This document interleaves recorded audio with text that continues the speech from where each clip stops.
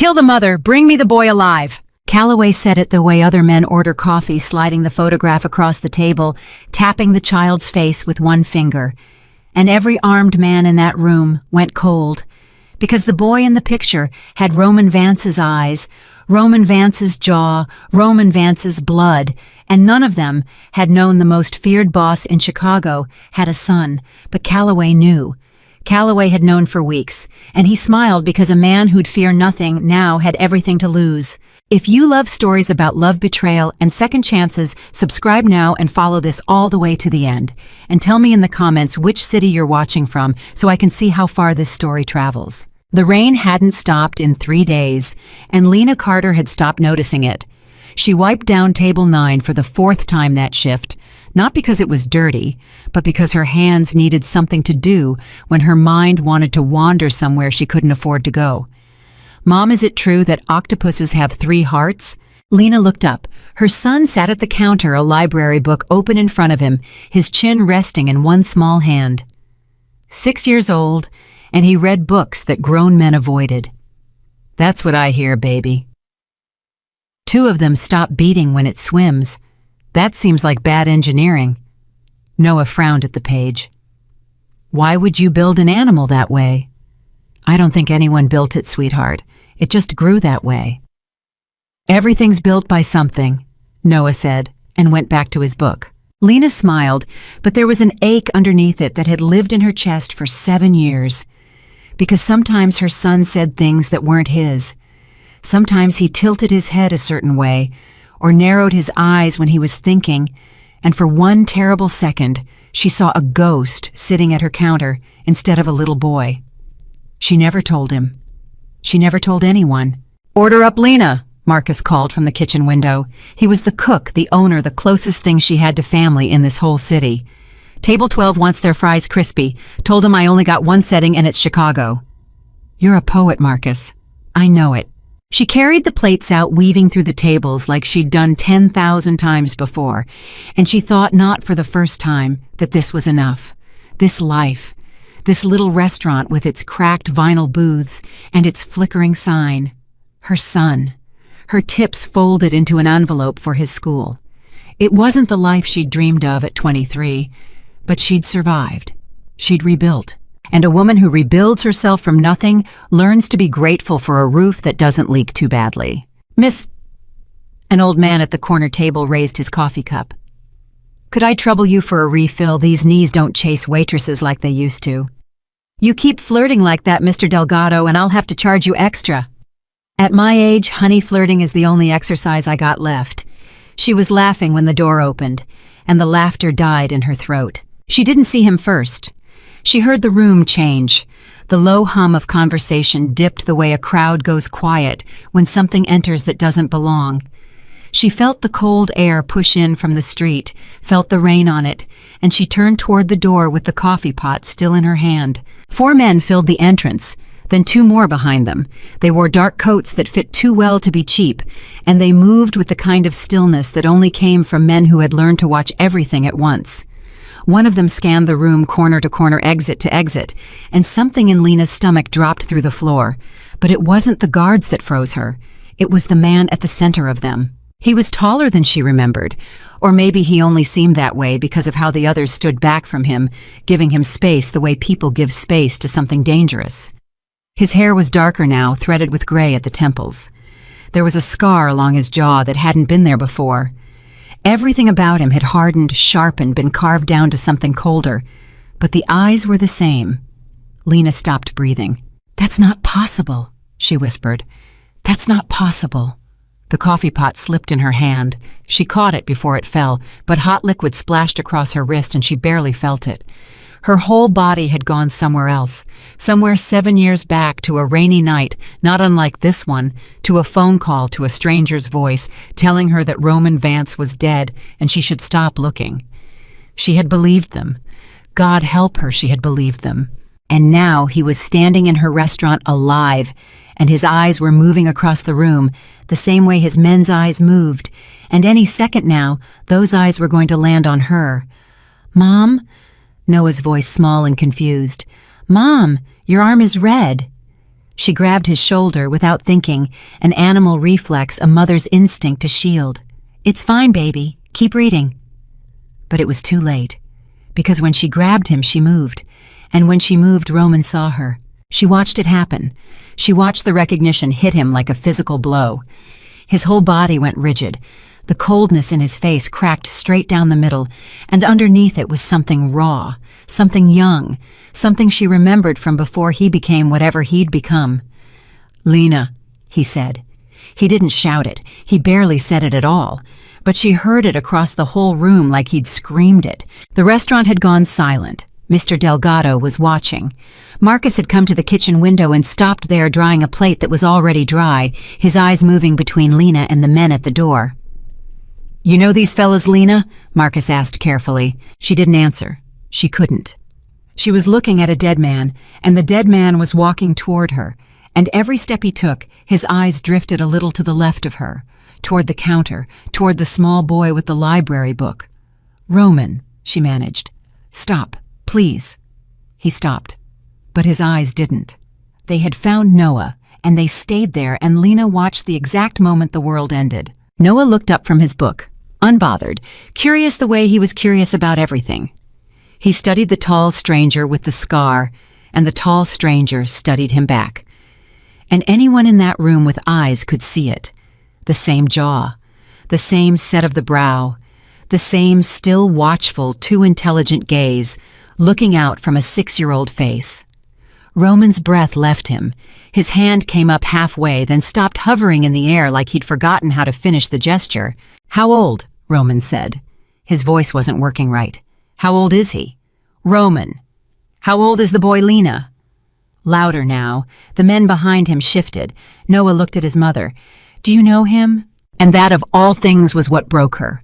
Her son's simple question, so ordinary, so trusting. "Do you know him?" As if the answer could ever be simple. As if she could ever explain to her boy that the man in front of him was the reason he existed. The reason she still woke at 3 a.m. with her heart pounding. The reason she'd built her entire quiet life like a wall around a wound. "Noah," she said, and her voice shook. "I need you to go to the kitchen with Marcus. Okay, right now." "But why?" "Please, baby." Marcus was already moving, already reaching over the counter. "Come on, little man. I got a job needs a smart fella. You ever fold a napkin into a swan?" "Swans don't fold," Noah said, but he slid off the stool. He gave Roman one more long look on his way past a look that lasted a half-second too long, a look that made Roman flinch like he'd been struck. Then the boy was gone through the swinging door, and it was just the two of them and the guards and a restaurant full of frightened strangers. 6, Lena said. "He's 6 years old."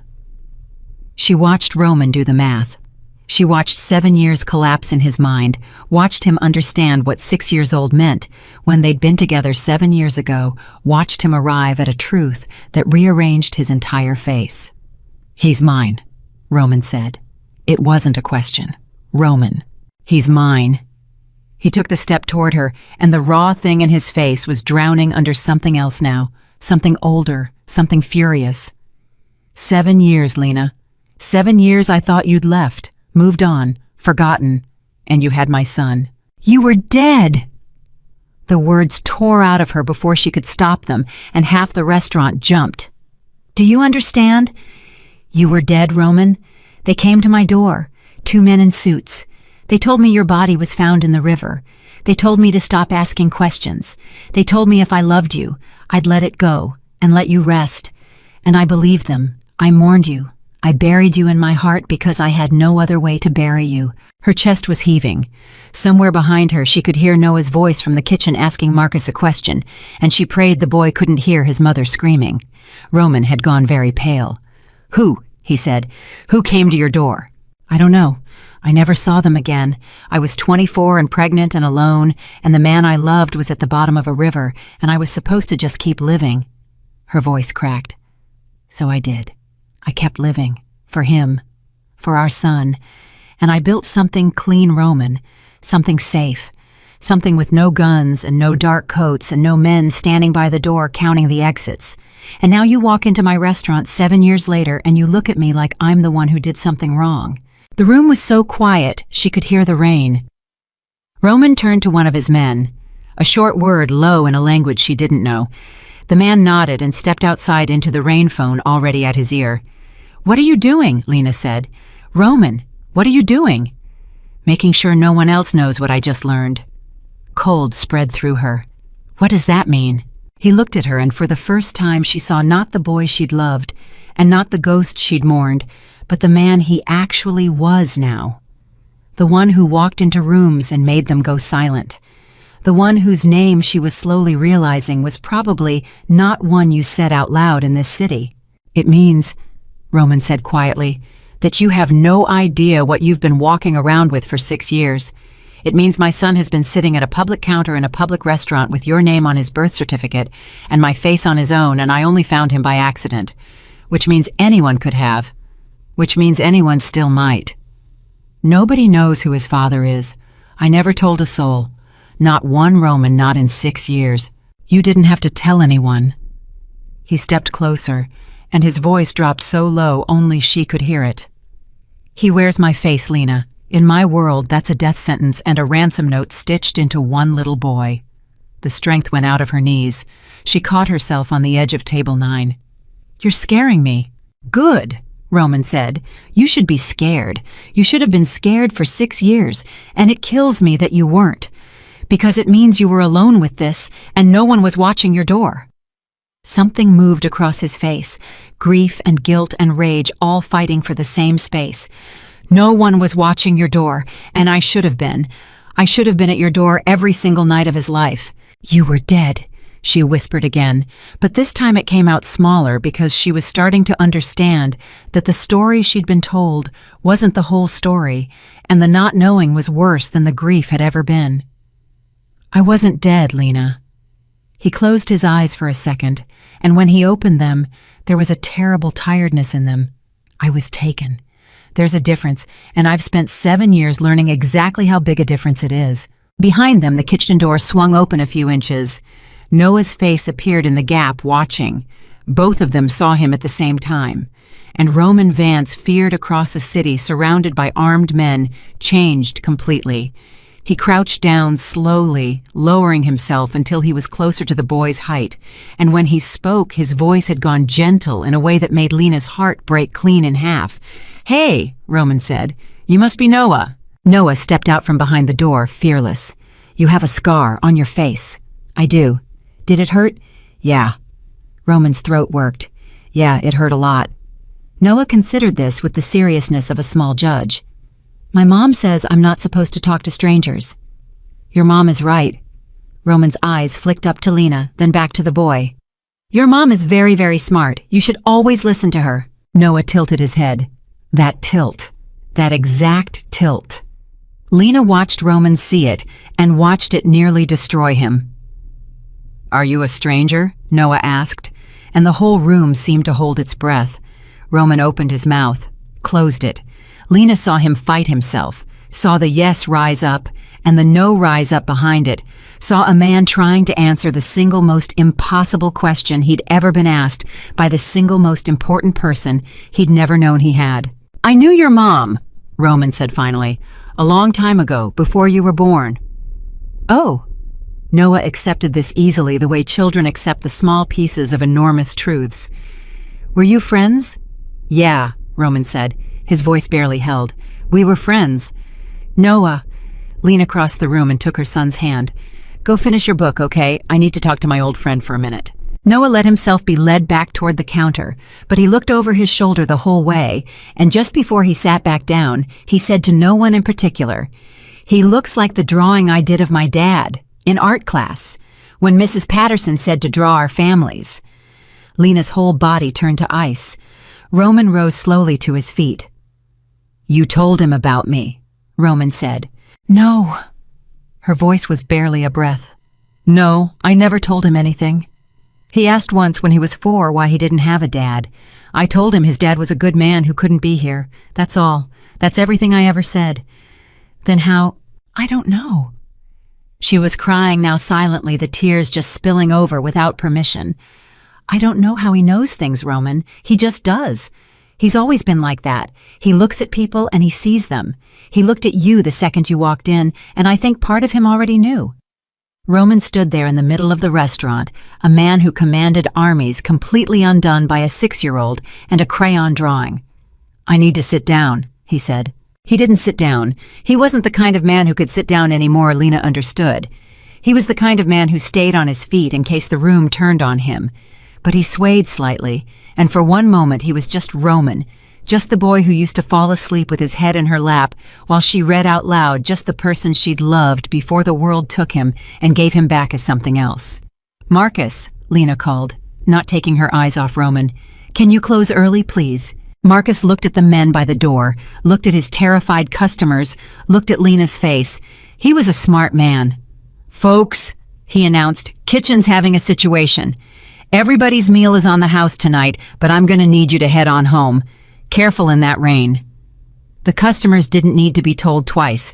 Chairs scraped, coats were gathered.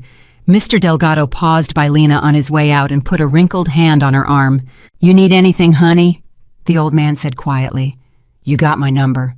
Don't matter how big and scary a man's friends are. You got people." "Thank you, Mr. Delgado." She squeezed his hand. "Get home safe." And then they were gone, all of them. And it was just Lena and Roman and Noah and Marcus and 6 armed men and the rain drumming on the roof.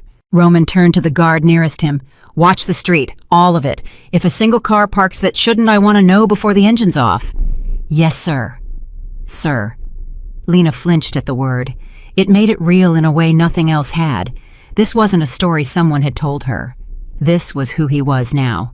"You have to go," Lena said suddenly. "Roman, whatever this is, whatever you've become, you can't be here. You can't be near him.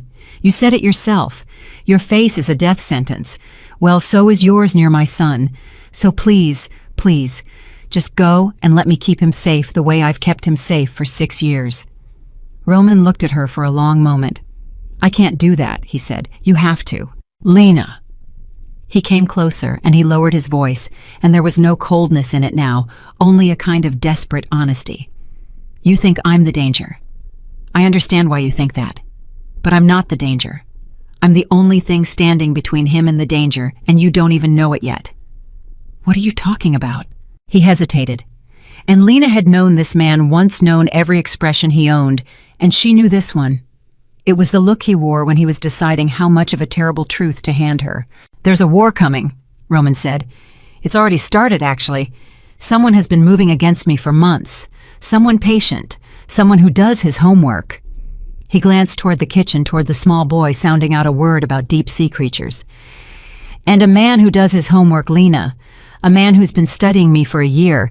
If I found out about Noah by walking into the wrong restaurant on the wrong night, then I have to assume I'm not the only one who could." "No." She shook her head hard.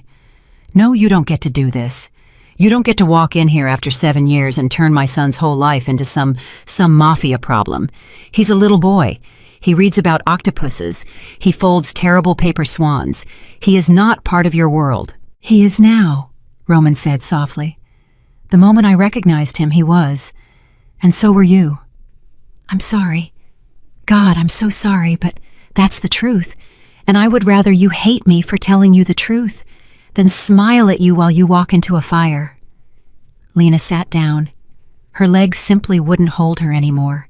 She sat down in the corner booth where Mr. Delgado had been flirting with her 20 minutes and a whole lifetime ago. "I did everything right," she said. Her voice had gone flat and strange. "I disappeared. I changed my number. I moved cities. I never used your name. I raised him quiet and small and off the map. I did everything right, Roman, and it still wasn't enough." Roman sat down across from her slowly, the way you sit near a wounded animal. "You did more than right," he said. "You did the impossible. You raised my son alone, believing I was dead, and you kept him safe for 6 years in a world that would eat him alive. Lena, look at me." She looked at him. "That boy in there is the best thing either of us has ever done, and I have spent 7 years thinking I had nothing left to lose. That was the only thing that made me useful in my world. A man with nothing to lose is a dangerous man." His jaw tightened. "You just gave me something to lose, and I need you to understand that changes everything. It changes what I'll do. It changes who I am, because there is no version of me, no version that walks out that door and lets someone hurt him. The kitchen door swung open. Noah came out holding his book, and behind him Marcus followed his face carefully blank. "Mom," Noah said, "Marcus says we have to go with the man. Is that true?" Lena's eyes snapped to Roman. "I didn't tell him that," Roman said quickly.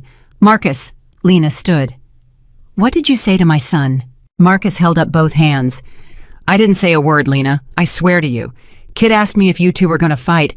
I said no, and then he said, 'We're going to have to go with him, aren't we?' And I said, 'I didn't know.' And he said..." Marcus stopped, swallowed. He said, "Yeah, we are, because the bad men already know." The restaurant went cold and still. Roman was on his feet before Marcus finished the sentence. "What did you just say?" "That's what he said," Marcus whispered. "I don't know what it means. I figured it was just kid stuff." Every man in the room had gone rigid. Roman crossed to his son in 3 strides and crouched down again, and this time his gentleness had a blade underneath it. "Noah," Roman said, "Buddy, that thing you just told Marcus about the bad men, why did you say that?"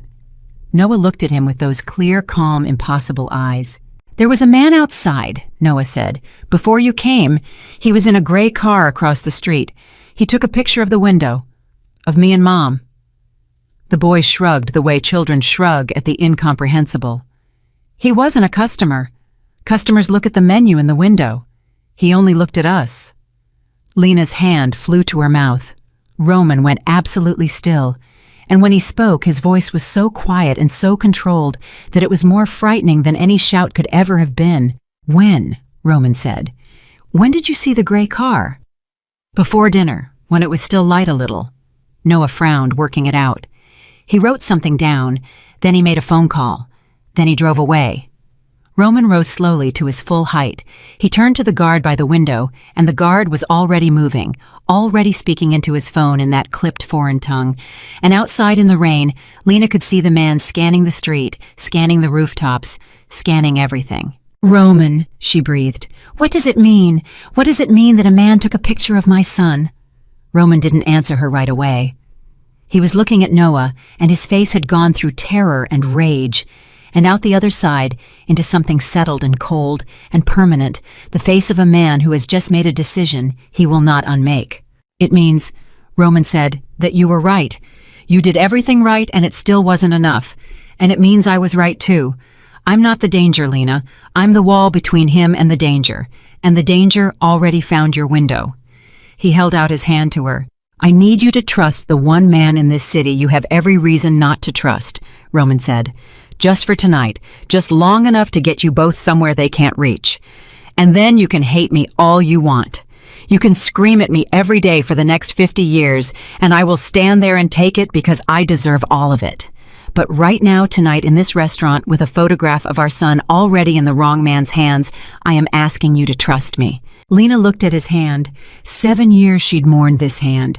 7 years she'd told her son his father was a good man who couldn't be here. She looked at Noah.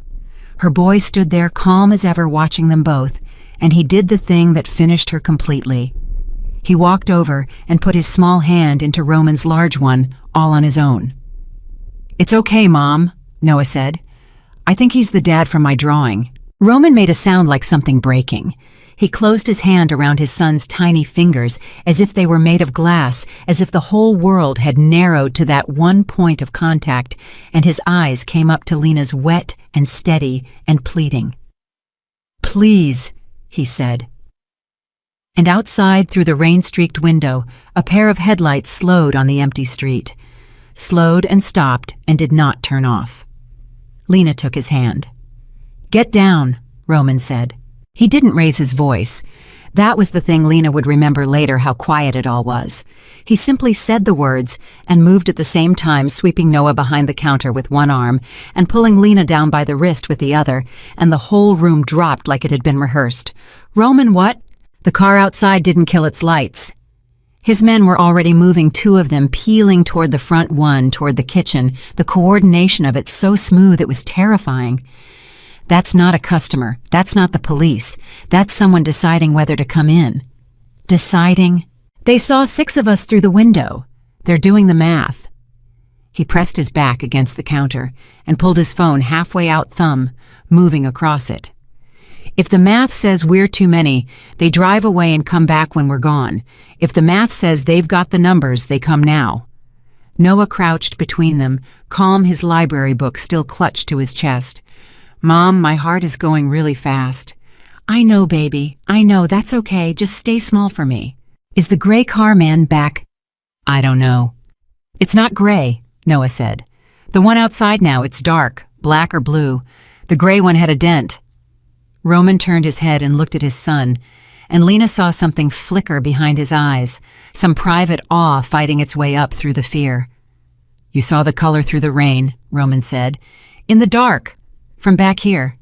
I have good eyes. Yeah, Roman breathed. Yeah, you do. Marcus was flat on the floor by the kitchen door, and he lifted his head an inch. Lena, I got a shotgun in the back, behind the flower. Nobody move for the shotgun, Roman said without looking at him. You pull a gun in here and you turn a maybe into a definitely. Everybody stays exactly where they are, and we let them make the wrong choice. The seconds crawled. Rain on the roof, the buzz of the broken neon sign. Somewhere a refrigerator hummed. Lena held her son and counted his heartbeats through his back and prayed to a God she'd stopped talking to 7 years ago. Then the guard at the window said one word low, leaving. Roman closed his eyes for exactly 1 second. How many inside the car? 2 visible. Could be more low. Plate? Covered. Of course it was. Roman rose slowly, keeping himself between the window and the boy, and Lena understood that his body had positioned itself as a shield without him even seeming to think about it. That was instinct now. That was who he'd become.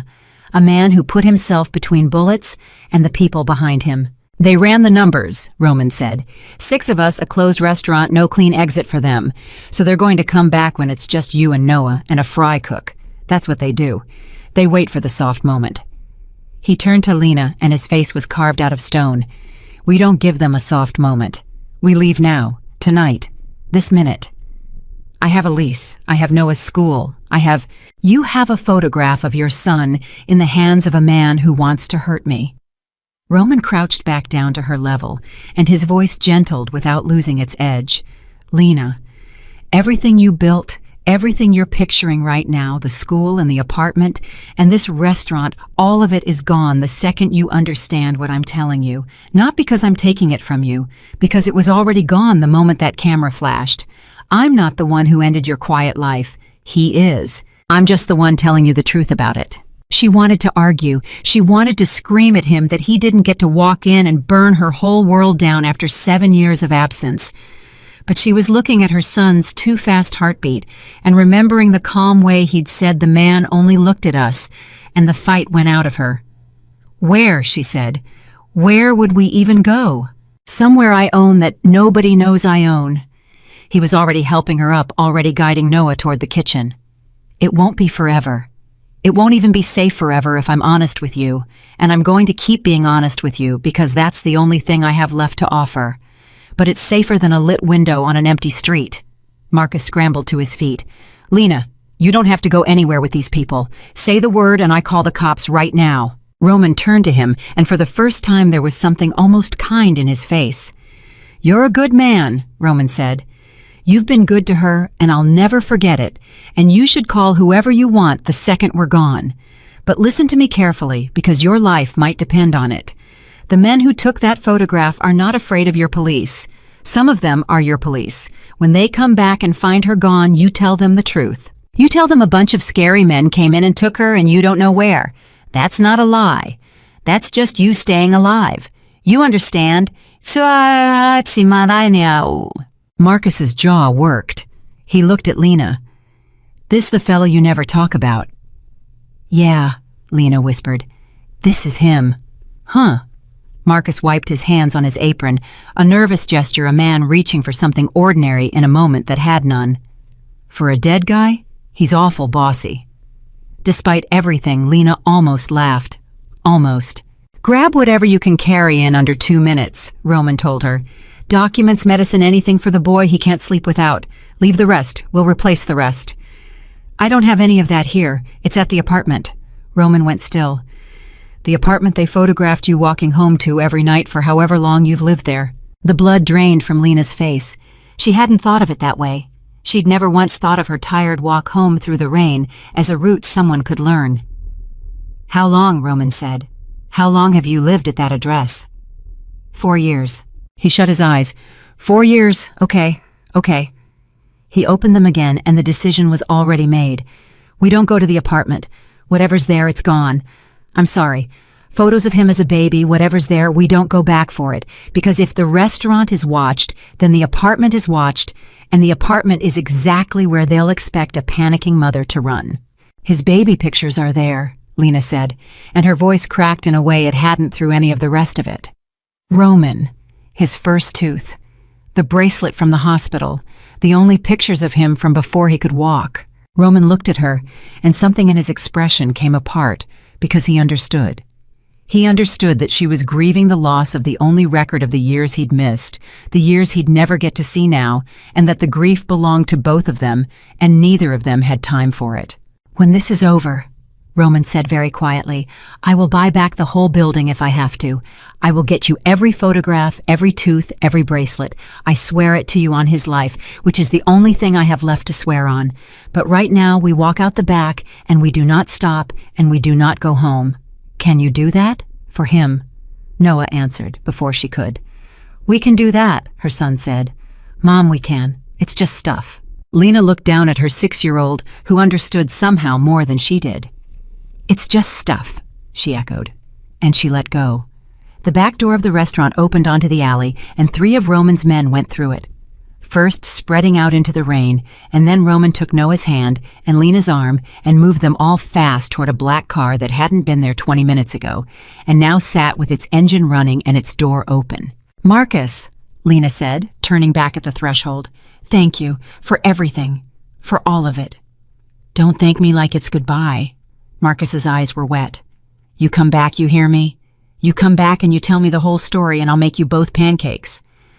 Pancakes, Noah agreed solemnly, and then the rain swallowed them, and the car door closed, and the restaurant with its cracked booths and flickering sign fell away behind them into the dark. The car moved through the wet streets of Chicago, like it knew where every camera was, and Lena would learn later that it did, that the man driving had memorized the surveillance map of the city, the way other men memorized baseball scores. Roman sat beside her with Noah between them, and for a long time, nobody said anything.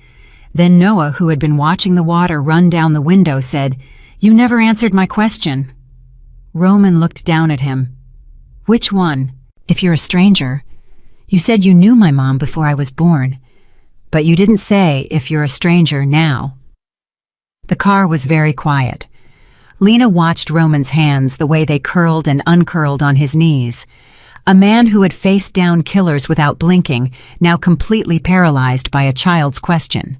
I don't think I'm a stranger, Roman said carefully. But I don't think I get to be not a stranger yet. That's something you decide, buddy, not me. You've only known me for about an hour. Strangers stop being strangers when you decide you know them. So I guess it's up to you. Noah thought about this with his whole face. That's a good answer, he decided. Yeah, most grown-ups just say a thing to make you stop asking. You actually answered. Noah went back to the window. My mom does that too. Answers for real. That's how I know she's not lying usually. When people lie, they answer too fast. Lena felt Roman's eyes come up to hers over their son's head, and there was a whole conversation in that look, 7 years of it, and she had to turn and stare out her own window so he wouldn't see her cry again. They drove for almost an hour out past where the city thinned into suburbs, and the suburbs thinned into dark stretches of tree and field. Noah fell asleep somewhere around the 40-minute mark, his head lolling against Roman's arm, and Lena watched Roman freeze, completely terrified to move, terrified to breathe a man holding still so his sleeping son wouldn't wake, and she thought her heart might simply stop. You can put your arm around him, she whispered. He won't wake. He sleeps like the dead. Roman moved so slowly it was almost funny, easing his arm around the small shoulders, drawing the boy in against his side. When it was done, he sat there rigid with the effort of not weeping, and Lena looked away to give him privacy for it.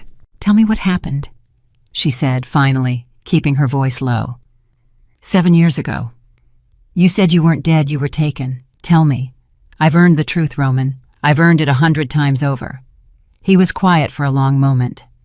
You have, he agreed. You've earned all of it. I just have to decide how much of it you can carry. Don't do that. Don't decide what I can carry. I carried your son alone for 6 years, believing you were rotting in a river. There is nothing you can say that's heavier than that. That landed.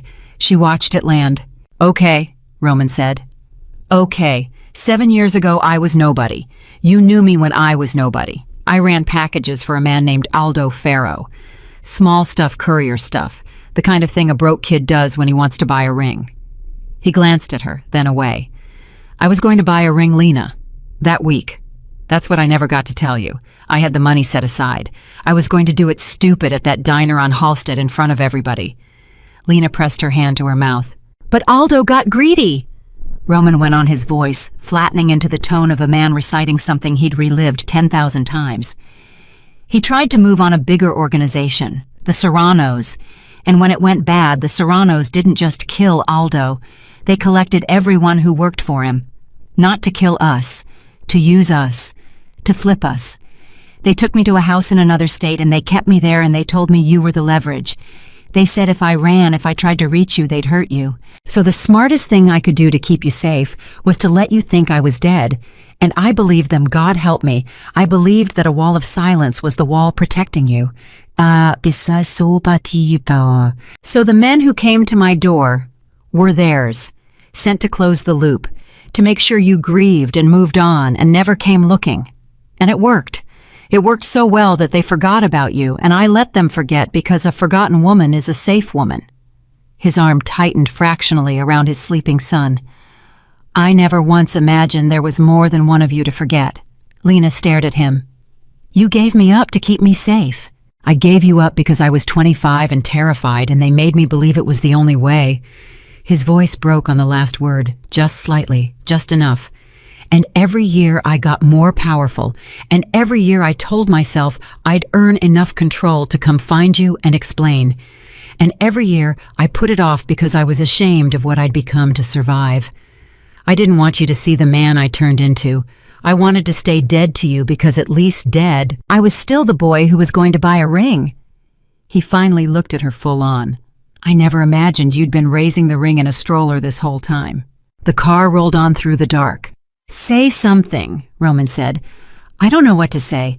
I spent 7 years hating you a little underneath the grief, for dying. Isn't that stupid, being angry at a dead man for dying? She laughed, wet and broken. And now you're telling me you chose it. You chose to let me think that. To keep me safe, sure, but you chose it. And I don't know if that makes it better or so much worse. It makes it worse, Roman said. I know it makes it worse. There's no version where I come out of this a good man, Lena. I let you bury me. I've done things since that would turn your stomach. I run a piece of this city that ruins lives. There is no speech I can give you that fixes any of that. He looked down at Noah. The only thing I've got, the only thing is that from this minute forward, I will never lie to you again, and I will burn the world down before I let anyone touch him. That's it. That's all I have to offer. It's not enough. I know it's not enough. Lena wiped her face with the back of her hand. It's not enough, she agreed, but it's not nothing either. They arrived a little after midnight. The house sat at the end of a long, private drive, dark and set back among old trees, the kind of place a person could drive past 1,000 times and never notice. Roman's men went in first, checking the rooms with a practiced efficiency that made Lena's skin crawl, and only when one of them gave a short nod did Roman carry the still sleeping Noah inside, moving with the exaggerated care of a man handling something priceless. There's a room upstairs, he murmured. First on the left. It's warm. I had someone turn the heat on an hour ago. You knew we'd come here. Before I even said yes, you had someone turning on the heat. I hoped, Roman corrected. There's a difference. And if you'd said no, I'd have followed you home anyway and sat in a car outside your building all night, so it wasn't much of a gamble. She should have hated that. Instead, something in her chest loosened just a little at the image of it. Him in a car, guarding a door he'd never been allowed to knock on. They put Noah to bed together. It was the strangest thing, the two of them on either side of the small bed pulling up blankets, and Roman watched his son sleep with an expression of such naked, wounded wonder that Lena had to look away. "He does this thing," Roman whispered. "When he's really asleep, his breathing, it catches just a little every fourth or fifth breath." "I know, he's always done that." "I missed it." Roman's voice was almost inaudible. "I missed 6 years of that little catch in his breath. I'll never get it back." "No," Lena said, because she'd promised herself she'd stop softening the truth for people who'd lied to her, even this one. "You won't. You missed all of it. His first steps, his first word. The night he had a fever of 104, and I sat in a bathtub full of cold water holding him for 3 hours because I was too scared to sleep. You missed the whole thing, Roman, and I did it alone. And I need you to sit in it before you start acting like a father, because he doesn't need a man who shows up and plays hero. He's had enough drama for one night. He needs someone who's going to actually stay." Roman took it. He didn't flinch, and he didn't defend himself. He just nodded slowly and said, "I'm going to spend the rest of my life sitting in it, however long that is." They went back downstairs. Roman's men had settled into positions throughout the house, at windows, at doors, a quiet architecture of protection, and Roman led her into a kitchen and put a kettle on the stove like an ordinary man in an ordinary house. And for a moment, Lena let herself pretend. Then his phone rang. He looked at the screen and every ordinary thing drained out of his face. "I have to take this," he said. "Stay here." He didn't stay here. He walked into the next room, but the house was old and the walls were thin, and Lena heard fragments. She heard Roman's voice drop into that clipped cold register. She heard him say a name, Calloway, and she heard him say who, and she heard him say that's not possible, and she heard very clearly, right before the kettle began to scream, 4 words that stopped her heart. "He knows about the boy." Lena took the kettle off the flame with a hand that had gone numb. When Roman came back into the kitchen, his face had changed again, had gone somewhere past cold, into a stillness that frightened her more than any rage could have. "Who's Calloway?" Lena said. "You heard." "Who is he, Roman?" Roman set his phone face down on the counter very deliberately, the way a man sets down a weapon he doesn't trust himself to hold. "Calloway is the man who's been coming for me," he said. "The one who does his homework, the strategist. For a year he's been peeling my organization apart from the inside, turning my people, mapping my weaknesses. I've been trying to figure out how he keeps getting inside information. Tonight I found out." "How?" "Someone close to me is feeding him. Someone who's been at my side for years." Roman's jaw tightened until she could see the muscle jump. "And that someone just told Calloway that I have a son.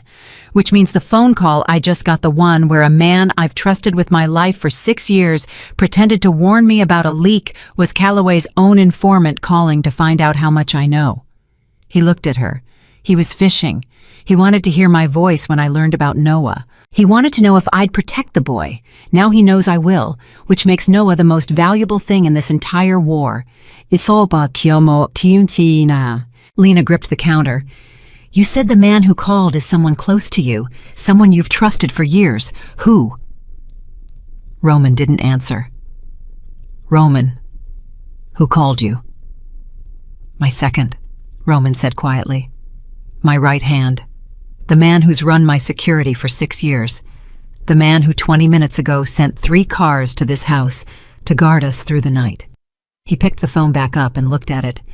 3 cars full of his men, who are right now sitting in the dark all around this house. The floor seemed to tilt under Lena's feet. "You're telling me," she said slowly, "that the men out there protecting us might be here to—" "I don't know yet." Roman was already moving, already checking the windows, his whole body coiled. "That's the hell of it. I don't know which of them are loyal and which of them are his. The man who betrayed me picked the guards for tonight. Some of them would die for me. Some of them are waiting for a signal, and I can't tell them apart by looking." "Then we have to get Noah out, right now. Wake him up, we run." "Run where?" Roman turned to face her. On foot in the rain with a 6-year-old with no car that isn't theirs and no phone that isn't tapped into a night full of men who want him alive. He shook his head. No, we don't run into their hands. We think. We're smarter than this, both of us. You kept him hidden for 6 years. I've stayed alive in this world for 7. We do not panic now. But Lena was already halfway to the stairs because she was a mother first and everything else second, and there was no calculation in the world that could keep her from her son when there was a threat in the house. She got 3 steps up when she heard it.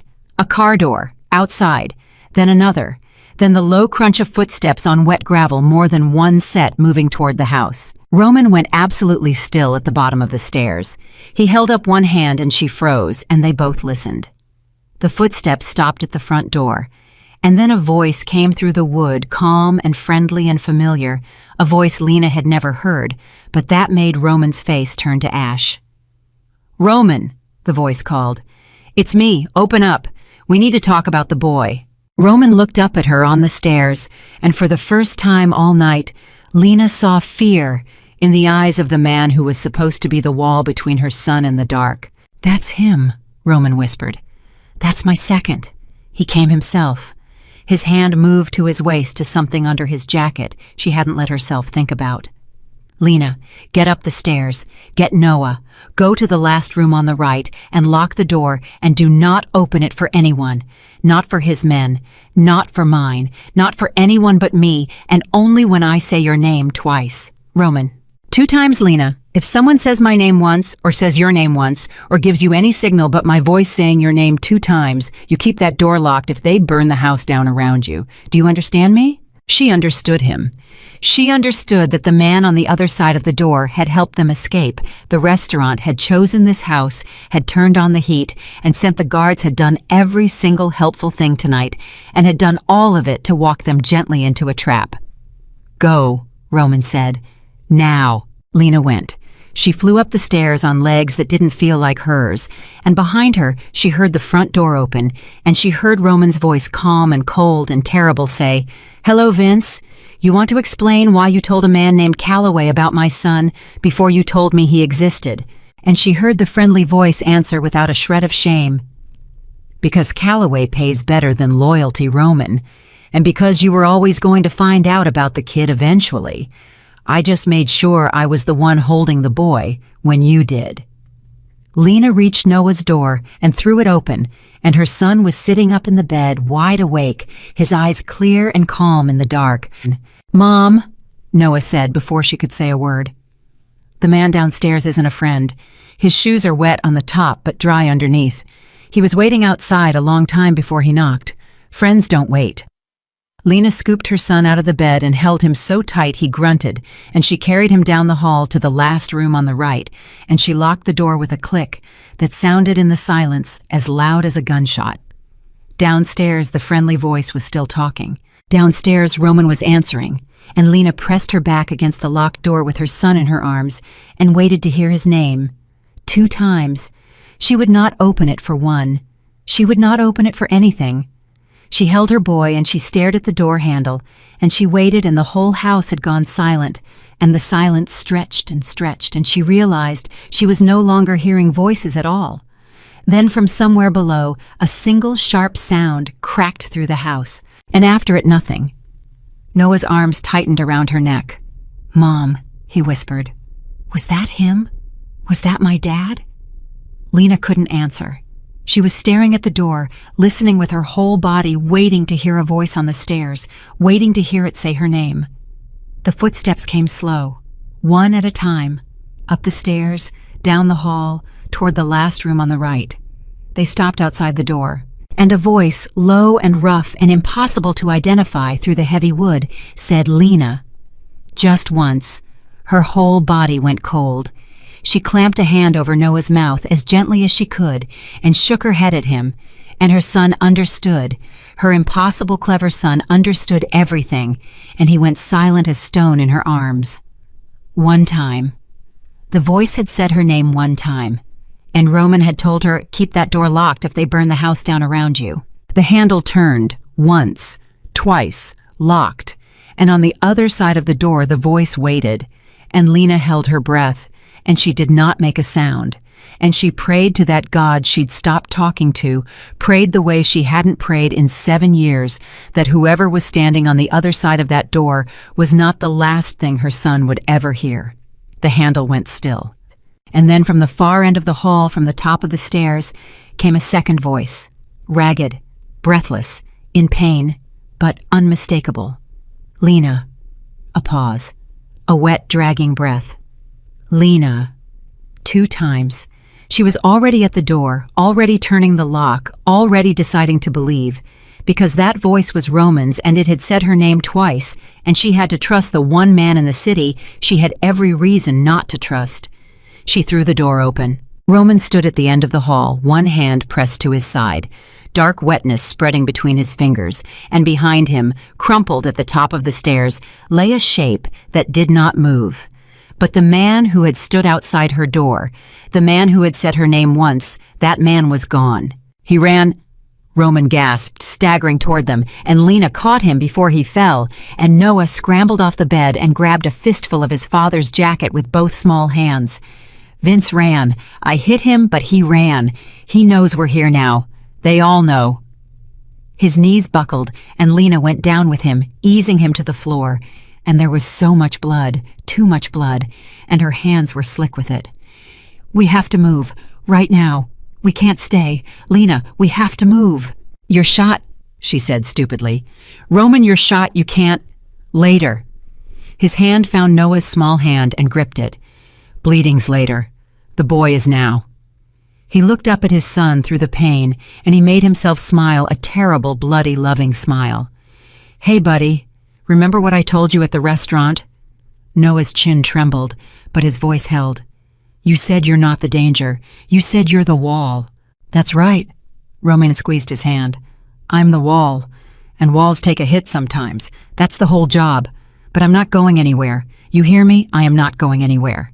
And Noah, 6 years old, calm and clever and quietly, ferociously brave, looked at his bleeding father and answered in a voice that broke Lena Carter's heart into 1,000 pieces. Okay, Noah said, but don't you dare disappear again. Don't you dare disappear again. The words hung in the air, and Roman gripped his son's hand tighter, and for 1 second Lena thought he might pass out right there on the floor of a safe house that was no longer safe. I won't, Roman said through his teeth. I promise. But I need you to be brave for a few more minutes, both of you, because we are not done being in trouble yet. How bad is it? Lena said, pulling his jacket open, her hands already moving with the practiced calm of a woman who had spent years being the only adult in every emergency. Roman, how bad? It went through, I think. It hurts like it went through. That's good. Through is good. Through means it's not still in you. She was pressing the heel of her hand against the wound now hard, and he grunted, Noah, baby, I need you to go in that bathroom and bring me every towel you can carry. Can you do that? Noah was gone and back in 10 seconds with an armful of white towels, and Lena packed them against Roman's side and took his own hand and pressed it down over them. Hold this, hard, as hard as you can. There are still men outside, Roman said.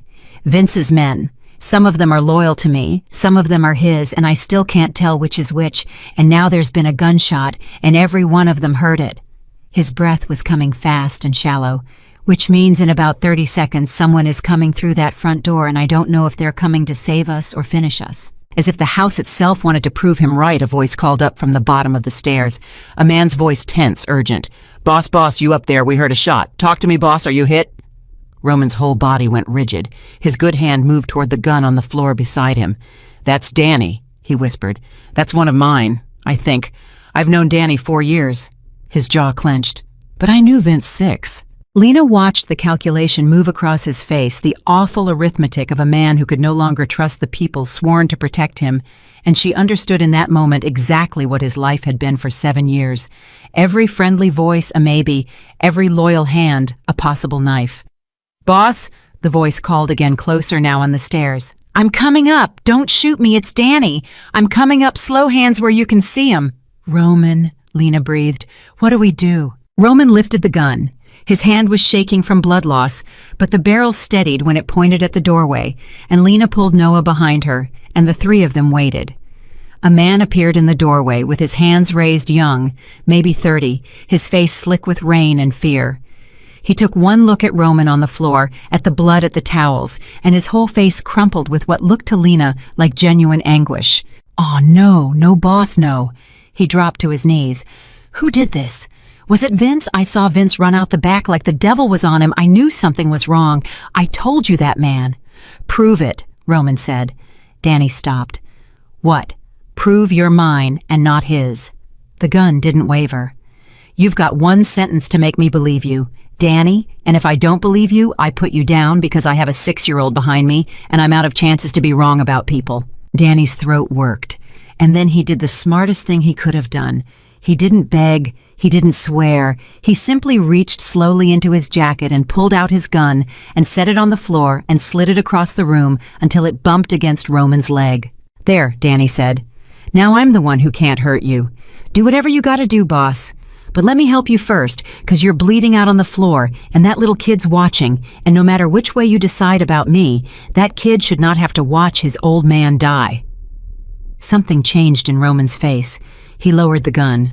"Okay," he said. "Okay, Danny, okay. Okay, Danny." What happened next happened fast. Danny got Roman's arm over his shoulder and hauled him up, and Lena carried Noah, and they moved through the dark house toward the garage where a different car waited. A plain car, an anonymous car, and Danny put Roman in the back, and Lena climbed in beside him, and Noah scrambled into her lap, and Danny got behind the wheel. "How many of the men out there are Vince's?" Roman set his head lolling against the seat. "I don't know, boss. 3 of us came in your cars, 4 came in Vince's. Vince's 4 are gone, they left when he ran. Your 3 were still here. Marco's watching the road, Sal's on the back fence." Danny threw the car into reverse. "But if Vince knows this address, then Calloway knows this address, and Calloway's people move fast. We got minutes. Maybe."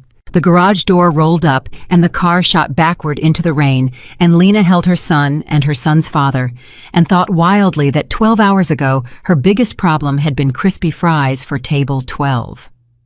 "Where?" Danny said. "Boss, where am I driving? Every safe house we got Vince knows about. He set 'em all up." Roman's eyes were closed. For a terrible moment, Lena thought he'd passed out. Then he said without opening them, "Take us to the lake house. The one under Cormac's name." Danny's hands tightened on the wheel. "Boss, Cormac's dead. That property's been empty 2 years." "Which is exactly why Vince doesn't know I kept paying the taxes on it."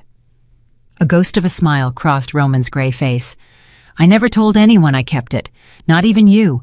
I kept one thing I never told anyone, Danny. Every man in my position should. Turns out I was right."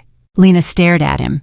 Even bleeding, even half-conscious, even in the middle of being betrayed by the man closest to him, Roman had had a card no one knew about, a house no one knew he owned.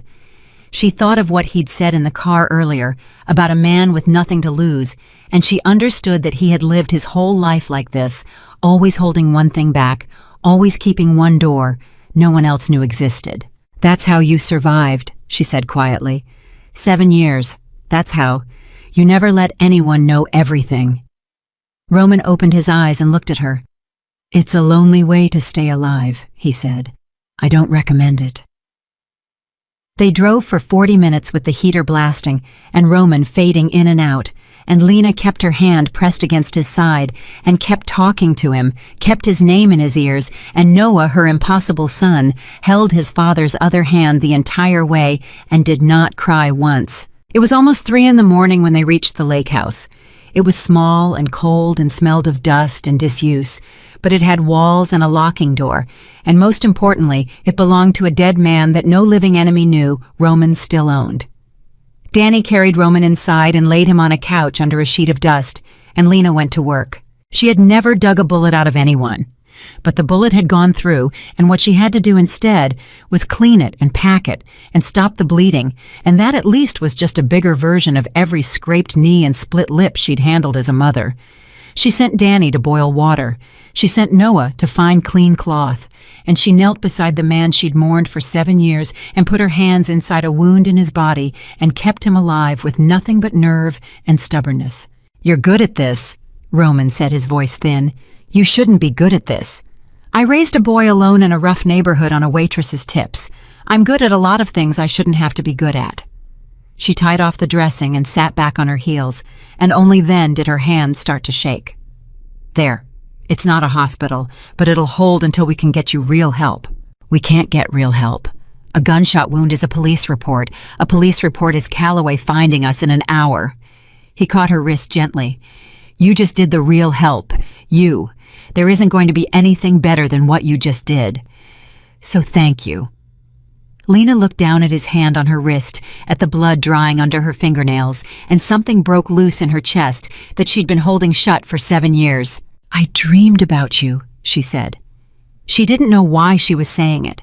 Maybe because it was 3 in the morning and she was covered in his blood and their son was asleep in the next room. "For years. I'd dream you weren't dead.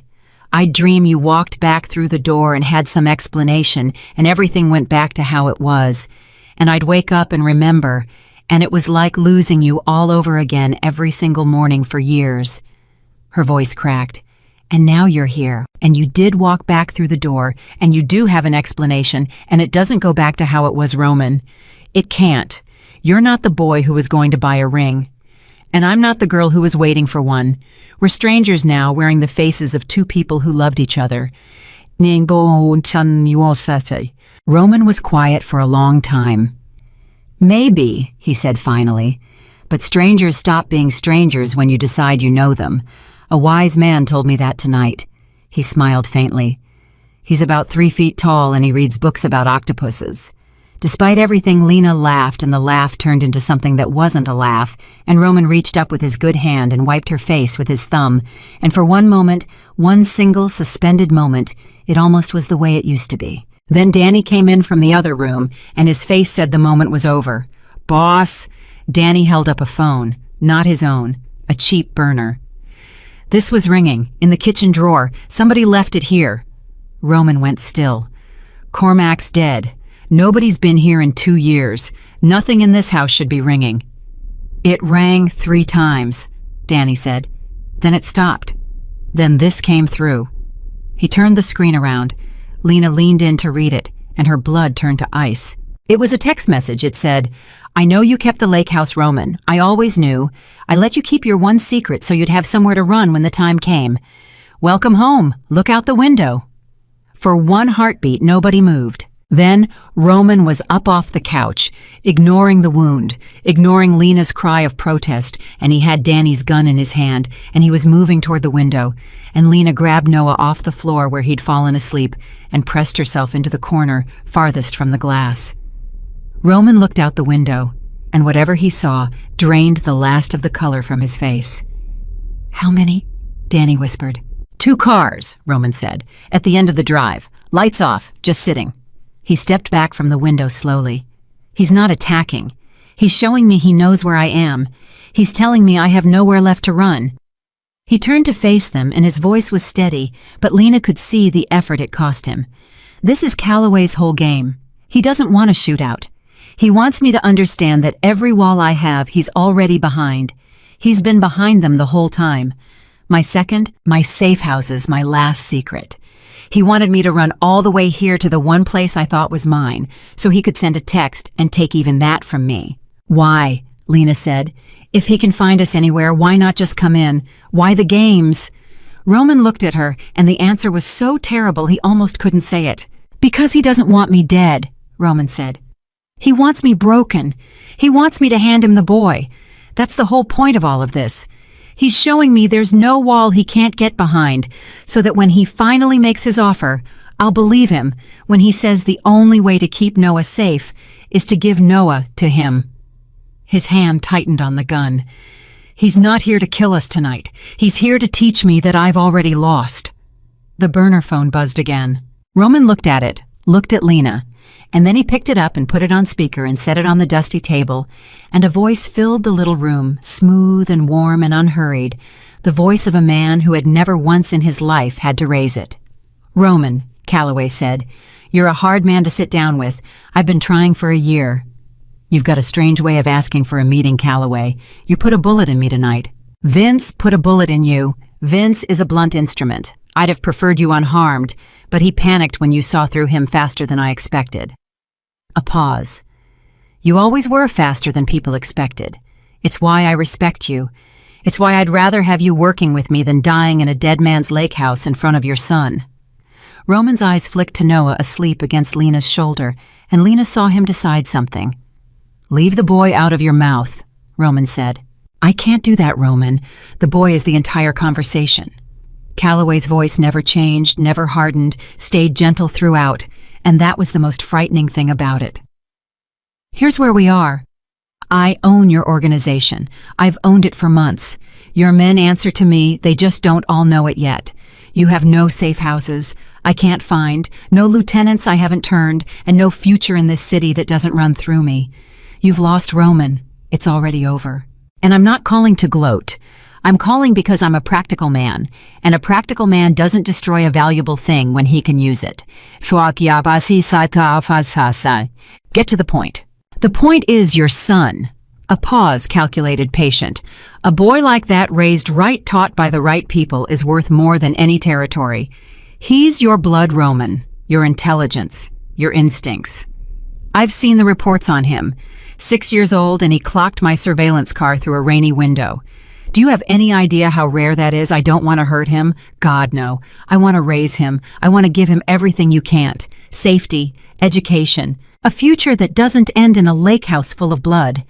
Ama means tesika amasan. Lena felt the rage build in her before she could stop it. "You will never touch him," she said into the phone before Roman could stop her. There was a pause. "Ah," Calloway said, and something shifted in his voice, a new interest, a new pleasure. "The mother. Lena, isn't it Lena Carter? I've read a great deal about you too. You did an extraordinary job hiding him for 6 years. Truly, I mean that. You're a remarkable woman." His voice dropped intimate, poisonous. "Which is why I'm going to make you an offer directly mother to the boy, because Roman here is compromised. He loves you both too much to think clearly. But you, Lena, you've spent 6 years doing whatever it takes to keep that child safe. You're a survivor, so let me talk to the survivor." "Don't listen to him," Roman said. "Lena, here's my offer." Calloway went on smooth as oil. "Help me, just a little.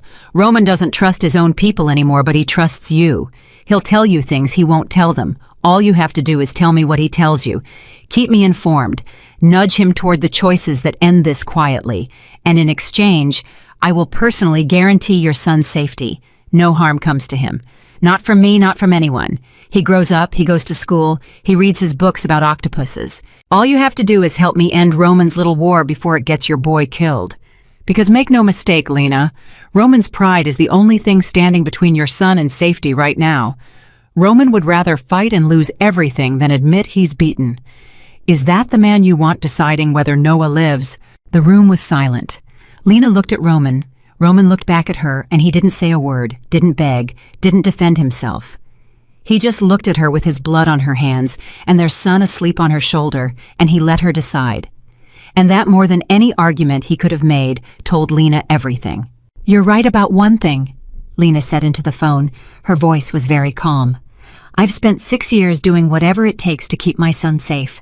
I've lied, I've run, I've disappeared, I've given up everything I ever owned, so believe me when I tell you I know exactly what a man sounds like when he wants to use my child, because I've spent 6 years listening for that sound in the dark."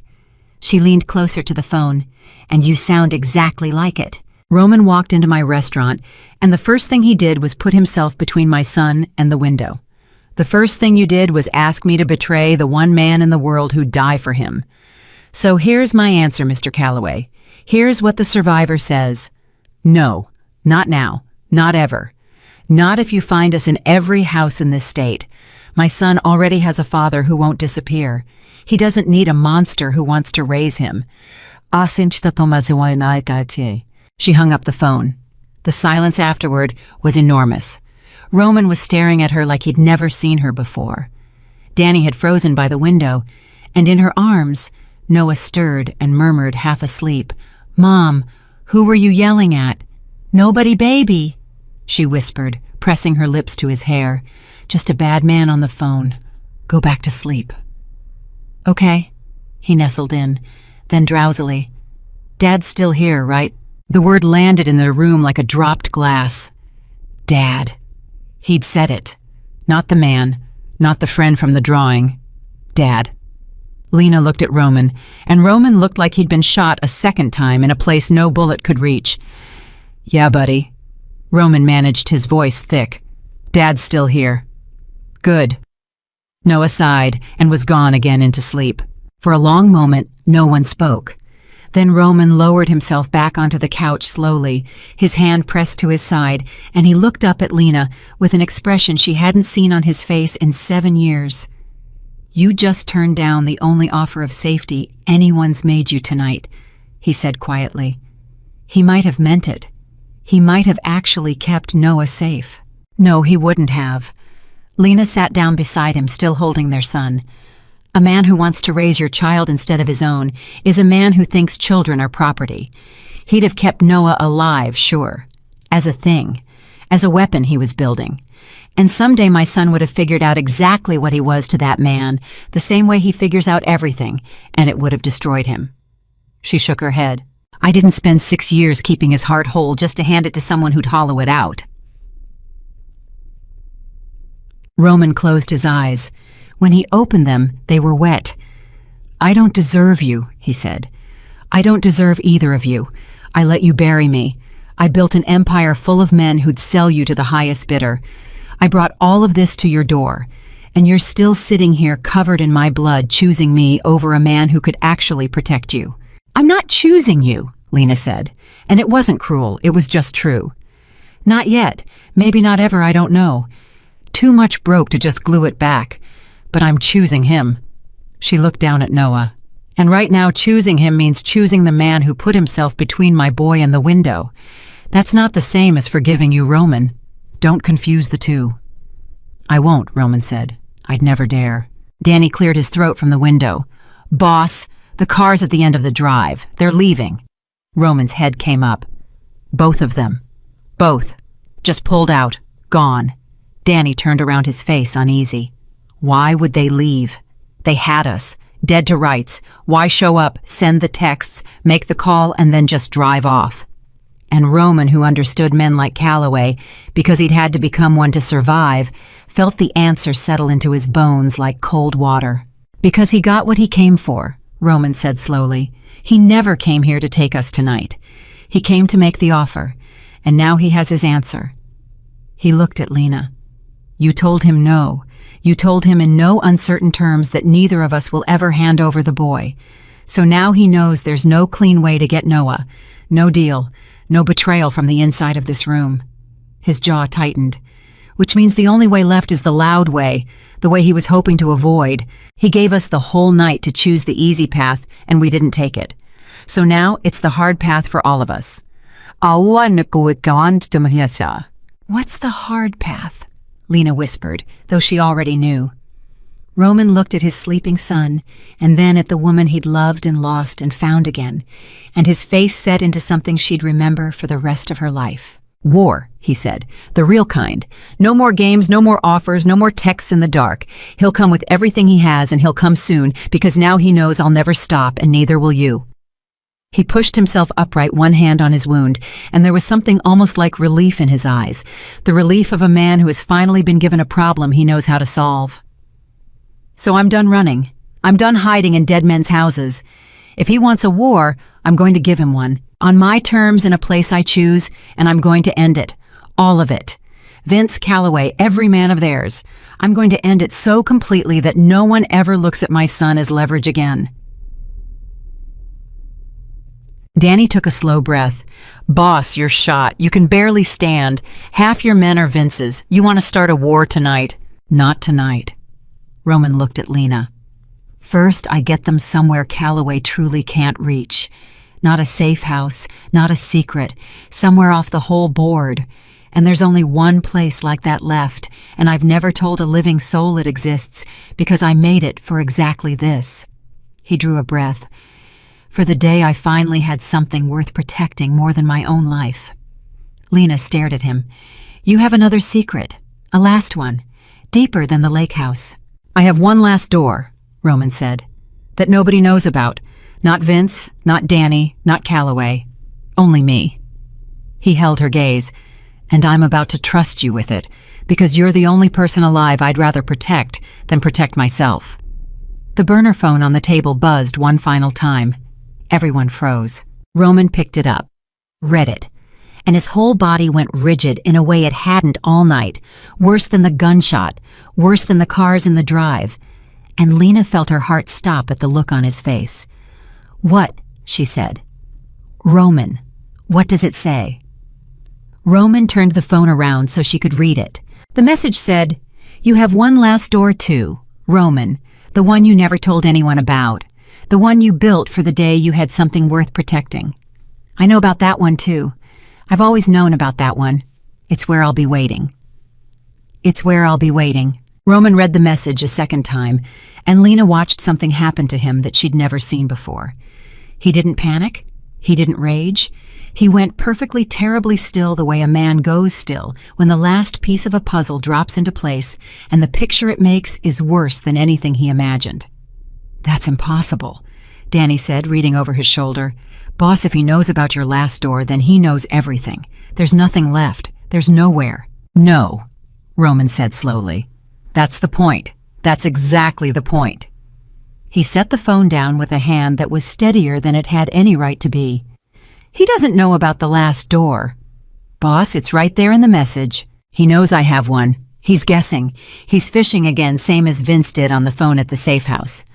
Roman looked up, and there was a cold clarity in his eyes now, the fever of blood loss burned away by pure focus. "Think about it, Danny. If he actually knew where it was, he'd already be there. He wouldn't warn me. He'd wait for me to walk in and take us all at once. The whole reason his game works is that he never shows his hand until it's too late to run." He tapped the phone. "This is him showing his hand, which means it isn't a real hand. He's bluffing. He wants me so scared that I never go to the one place he can't find, because if I never go there, then he wins. He's trying to talk me out of the only move he can't counter." Lena stared at him. "How do you know that's not exactly what he wants you to think? How do you know he's not counting on you outsmarting yourself?" Roman held her gaze for a long moment. "I don't," he admitted. "That's the hell of playing against a man like Calloway. Every thought you have he might have planted. Every clever conclusion might be the one he wanted you to reach." He pushed himself up off the couch, gritting his teeth. "So I stopped playing his game. I stopped trying to outthink him. I do the one thing a man who's inside your head can't predict. I do the thing that makes no sense. I go to the door anyway." "Roman, he built this whole war on knowing what I'll do before I do it. Vince fed him my patterns for 6 years, so I break the pattern. The old Roman protects himself, first always keeps one secret, never trusts anyone with the last door." He looked at Lena and then at Noah, still asleep against her shoulder. "But I'm not that man anymore. That man had nothing to lose. This man does. And a man with something to lose does things the strategist can't calculate, because the strategist has never had something worth dying for. That's his blind spot. That's the only one he's got. He can predict a boss. He can't predict a father." Something in Lena's chest tightened at that. She looked at him, this man she'd buried and mourned and hated and found again, and for the first time she saw not the Mafia boss and not the ghost, but something in between, something becoming. A man rebuilding himself in real time around a 6-year-old boy. "Where's the door?" she said. "The last one. Tell me where we're actually going." Roman was quiet for a moment. Then he said, "Wisconsin. A cabin. Deep in off any road that has a name. I bought it under the name of a man who died in another country 40 years ago. A name that exists on exactly one piece of paper in exactly one filing cabinet. And I paid cash, and I've never driven there the same way twice, and I've never told a single living soul it exists." He looked at Danny. "Not even you. I'm sorry, Danny. It was never about trusting you. It was about the fact that no man can betray a secret he doesn't have." Danny nodded slowly. "That's why you're still alive, boss. I get it. No hard feelings. There won't be phones there. No burner in a drawer, because no one's ever been in that drawer but me. If Calloway's people are there, it's because they physically followed us tonight, and if we lose them on the road, we're clean. Genuinely clean. For the first time all night." Roman took a breath. but that means we have to lose them completely. And it means one more thing, and Danny, you're not gonna like it. You want to split up? Danny said. Roman blinked. How'd you know? Because I'd do the same. 2 cars, one's a decoy, one carries the family. Danny straightened his shoulders. I'll take the decoy. I'll make it loud, make it obvious. Drive it like I'm running scared toward the city. Draw whoever's still watching. You take the quiet car and disappear north. Danny? Roman looked at him. If they follow the decoy and figure out the family's not in it, they'll do things to the man driving it to find out where the family went. Yeah, Danny said simply. I know. He picked his gun up off the floor where it had sat since he'd surrendered it hours ago. Boss, 6 years ago, you pulled me out of a situation that should have killed me. You never once asked me to pay it back. So let me pay it back now on a night when it actually matters. He looked at Noah. That kid didn't ask to be born into any of this. Least I can do is buy him a head start. The room was silent. Lena felt her throat close.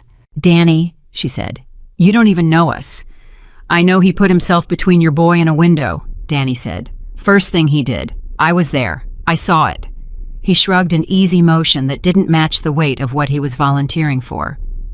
A man does that the people he's protecting are worth protecting. That's all the knowing I need. Roman crossed the room and gripped Danny's shoulder, and the 2 men looked at each other, and no more words passed between them because none were needed. Then Roman said roughly, You don't die tonight. That's an order. You lead them a merry chase, and you ditch the car, and you walk away, and you disappear. And in 6 months, when this is over, I find you and I make you rich. You hear me? You don't get to be a hero. You get to be alive and annoying and expensive. That's the deal. Danny grinned, and for a second he looked very young. Rich and annoying. I can do rich and annoying. They left the lake house in the last dark hour before dawn. Danny took the loud car and roared off toward the highway, toward the city, toward the watching eyes, and Roman took the quiet car and drove it slow and dark down back roads with the headlights off until they were far enough that he dared turn them on. Lena sat in the back with Noah's head in her lap, and for a long time the only sound was the tires on wet road and Roman's breathing, which was too shallow, too fast. You're bleeding again, she said quietly. I can see it on the seat. It'll hold. It won't hold to Wisconsin. Roman, that's ours. Then it'll hold as long as it holds, and I'll drive as far as it lets me. His voice was thin, but stubborn. There's a man in Milwaukee, a vet. Not a doctor, an actual veterinarian, but he does off-the-books work for people like me. No questions, no reports. If I can get to him, he'll patch me right. We stop there, then we go to the cabin. It's on the way north, more or less. More or less. Everything's more or less tonight. Noah stirred in her lap. Are we still driving? Yeah, baby. Go back to sleep. I keep having a dream, Noah mumbled, not really awake. That Dad drives us somewhere with a lot of trees, and there's a lake but a small one, and it's really quiet, and nobody bad can find us there. He yawned. It's a nice dream. The car swerved slightly. Lena looked up and saw Roman's hands white on the wheel, saw his eyes find hers in the mirror wide and stricken. There's a lake, Roman said very quietly. At the cabin. A small one, behind the trees. His voice shook. I never told anyone. Lena, I never told anyone about the lake. Lena looked down at her son drifting back into sleep, and a chill went through her that had nothing to do with the cold. He does that, she whispered. I told you, he sees things. He knows things he shouldn't be able to know. I stopped questioning it years ago. She stroked his hair. The doctors said he was just extremely perceptive, that he reads tiny cues and fills in the rest, that there's nothing spooky about it, it just looks spooky. She swallowed. But sometimes, Roman, sometimes it's the lake behind the trees at a cabin you've never told a soul about. Roman drove in silence for a long moment. Whatever he is, Roman said finally, whatever's going on in that head of his, Calloway sees it too. That's what he meant on the phone. A boy like that raised right is worth more than any territory. He's not wrong that Noah's rare. He's just wrong about what to do with it. His jaw tightened. You raise a boy like that with love, you get a good man who sees people clearly. You raise him like Calloway wants to, you get a weapon that never misses. That's the whole war, Lena, right there. That's what we're actually fighting over. Not territory, not money. What kind of man our son becomes. Iti Shandet. They reached Milwaukee as the sky was going gray. The vet's name was Petrov, an old man with steady hands and a basement that was cleaner than most hospitals, and he took one look at Roman and cursed in a language Lena didn't know and got to work. Lena took Noah into the next room while Petrov did what he did, and she held her son and covered his ears when Roman made sounds, and when it was over, Roman came out pale and stitched and stronger. The bleeding finally truly stopped. "You should rest a day," Petrov told him, cleaning his instruments. "You will not rest a day." "No," Roman agreed. "I won't." "Then take these, and don't die on the road, it makes paperwork." Petrov pressed a bottle of pills into his hand. Then the old man crouched down slowly in front of Noah and studied the boy with sharp gray eyes. "This is the son." "Yeah," Roman said. Petrov looked at Noah for a long time. Then he looked up at Roman and something passed over his weathered face, something like sorrow.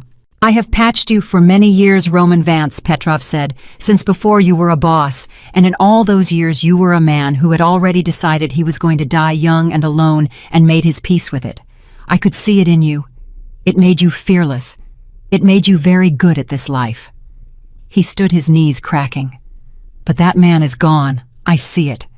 You have a reason to live now, and a reason to live makes a careful man. And a careful man in your world is a slow man, and a slow man is a dead man." He put a hand on Roman's arm. "So whatever you are driving toward, my friend, you finish it fast, before the wanting to live gets you killed. You understand what I'm telling you. Your love is now your greatest weakness. Do not let it become your last one." Roman looked at his son. "I understand." "No," Petrov said sadly. "You don't, but you will." They drove north into the trees. The cabin was exactly as Noah had dreamed it, and Lena stopped being able to explain that to herself somewhere around the moment they came over the last rise, and she saw the small lake behind the pines, gray and still in the early light, exactly the way a 6-year-old who had never left Chicago had described it in his sleep. She stopped trying to understand her son a long time ago. She just held him a little tighter. Inside it was clean and spare and stocked a place a man had prepared with great care for a day he hoped would never come. There was food. There were blankets. There was Lena noticed a locked cabinet that Roman didn't open in front of them, and she didn't ask what was in it, because she already knew. "Nobody knows this place," Roman said, walking the small rooms, checking the windows, checking the doors, the eternal ritual of a man who could never fully stop. "We're clean. For the first time since the restaurant, we're actually clean." Calloway's message was a bluff. He doesn't know where we are. Right now, this minute, we are 3 people in the woods that no one in the world can find. Lena sank into a chair. The exhaustion hit her all at once, the whole endless night crashing down the restaurant and the escape and the blood and the phone call and the choice she'd made and the man who'd offered to die so they could run. She started to cry, finally quietly, the way you cry when you've been holding it for 12 hours. Roman crossed the room and crouched in front of her, and hesitantly, like he wasn't sure he was allowed, put his hand over hers. "You did it," he said quietly. "You got him here. He's safe. Right now in this room, he's safe. You did that." "We did that," Lena said. She turned her hand over under his, and their fingers laced together the first time in 7 years. And it wasn't a decision, and it wasn't forgiveness. It was just 2 exhausted people who had carried a child through fire and come out the other side. "God help me, Roman, we did that." Noah, meanwhile, had found a window that looked out on the lake, and he stood at it with his hands pressed to the glass, watching the water, calm as always. "It's just like my dream," he said. "Except in my dream there was a 4th person." Both of them went still. "What?" Lena said. "In the dream, there were 4 of us at the cabin." Noah didn't turn around. He kept looking at the lake. "You and me and Dad, and a man with a nice voice who came later. He said he wanted to help. He had gray hair like the animal doctor, but younger." He tilted his head. "In the dream, he was already here when we got here. He was waiting inside, but he's not, so I guess it was just a dream." The temperature in the room seemed to drop 10 degrees. Roman was on his feet before Lena could speak, his gun in his hand, moving toward his son, and the window in the same motion, putting his body between the boy and the glass exactly as he had done at the restaurant 12 hours before. "Noah," Roman said very quietly, very calmly, the calm of a man drowning his own terror so his son wouldn't catch it. The man with the nice voice, in your dream, was he inside the cabin or outside? "Inside," Noah said, "by the fireplace. He was sitting in the good chair." Slowly, every one of them, even Noah, now turned to look at the far corner of the room where a single armchair sat facing the cold fireplace, its back to them. And a voice came from it, smooth and warm and unhurried, a voice Lena had heard only once before on a burner phone in a dead man's lake house. "You know," Calloway said without getting up, without turning around, "in 20 years of this work, I have never once been beaten to a location by a 6-year-old's dream. Your son is going to be extraordinary, Roman. I told you. I told you he was worth more than everything you've ever built." Roman had the gun up and aimed at the back of the chair, and his hand was not shaking anymore, and his voice, when it came out, was the voice of a man who had already accepted that he might die in the next 10 seconds, and had decided he was fine with it, as long as the right people lived. "Get away from the fireplace," Roman said. "Slow, hands where I can see them, and know that if you so much as look at my son wrong, I will put you in the ground before your body knows it's dead. Roman." Calloway rose from the chair, slowly, hands open and empty, and turned to face them, and he was exactly as Noah had described him, gray at the temples, but younger than Petrov, with a face so pleasant and ordinary that it made everything he'd done more monstrous, not less. "You still think this is the kind of situation you can shoot your way out of?" He smiled. "I came alone. Look, no men, no guns, just me in a chair in a cabin that supposedly no one on earth could find." He spread his hands wider. "So ask yourself the only question that matters right now. If I found this place, the one place you never told a living soul about, the one door you built for the end of the world, if I'm sitting in your last chair by your cold fireplace waiting for you," he let it hang, "then how did I find it, Roman, who told me? Because you never told anyone. You said so yourself an hour ago in the car." Yeah. Lena felt the floor drop out from under her, because Roman had said it in the car. To her. Only to her. He'd said Wisconsin, he'd said the cabin, he'd said the lake, and the only people in that car had been Roman and Noah asleep in her lap and herself. And Danny, driving the decoy, hadn't known where it was. Roman had made sure of that. No man can betray a secret he doesn't have. So there was no one. No one who could have told Calloway. No leak, no traitor, no informant. Just 3 people in a car and a man's oldest secret, and somehow impossibly Calloway had arrived first. "You're wondering how," Calloway said, watching her face, reading it the way her own son read faces. "You're doing the math. Roman told you in the car, only you. So it must be you, Lena. That's what Roman's about to start wondering if he hasn't already. He's going to look at you, the woman who hid his son for 6 years, the woman who took a phone call from me tonight, and he's going to wonder if maybe, just maybe, you made a deal after all." "Don't," Lena said. "Don't you do that. Don't you turn him against me. I know you never," Calloway said gently.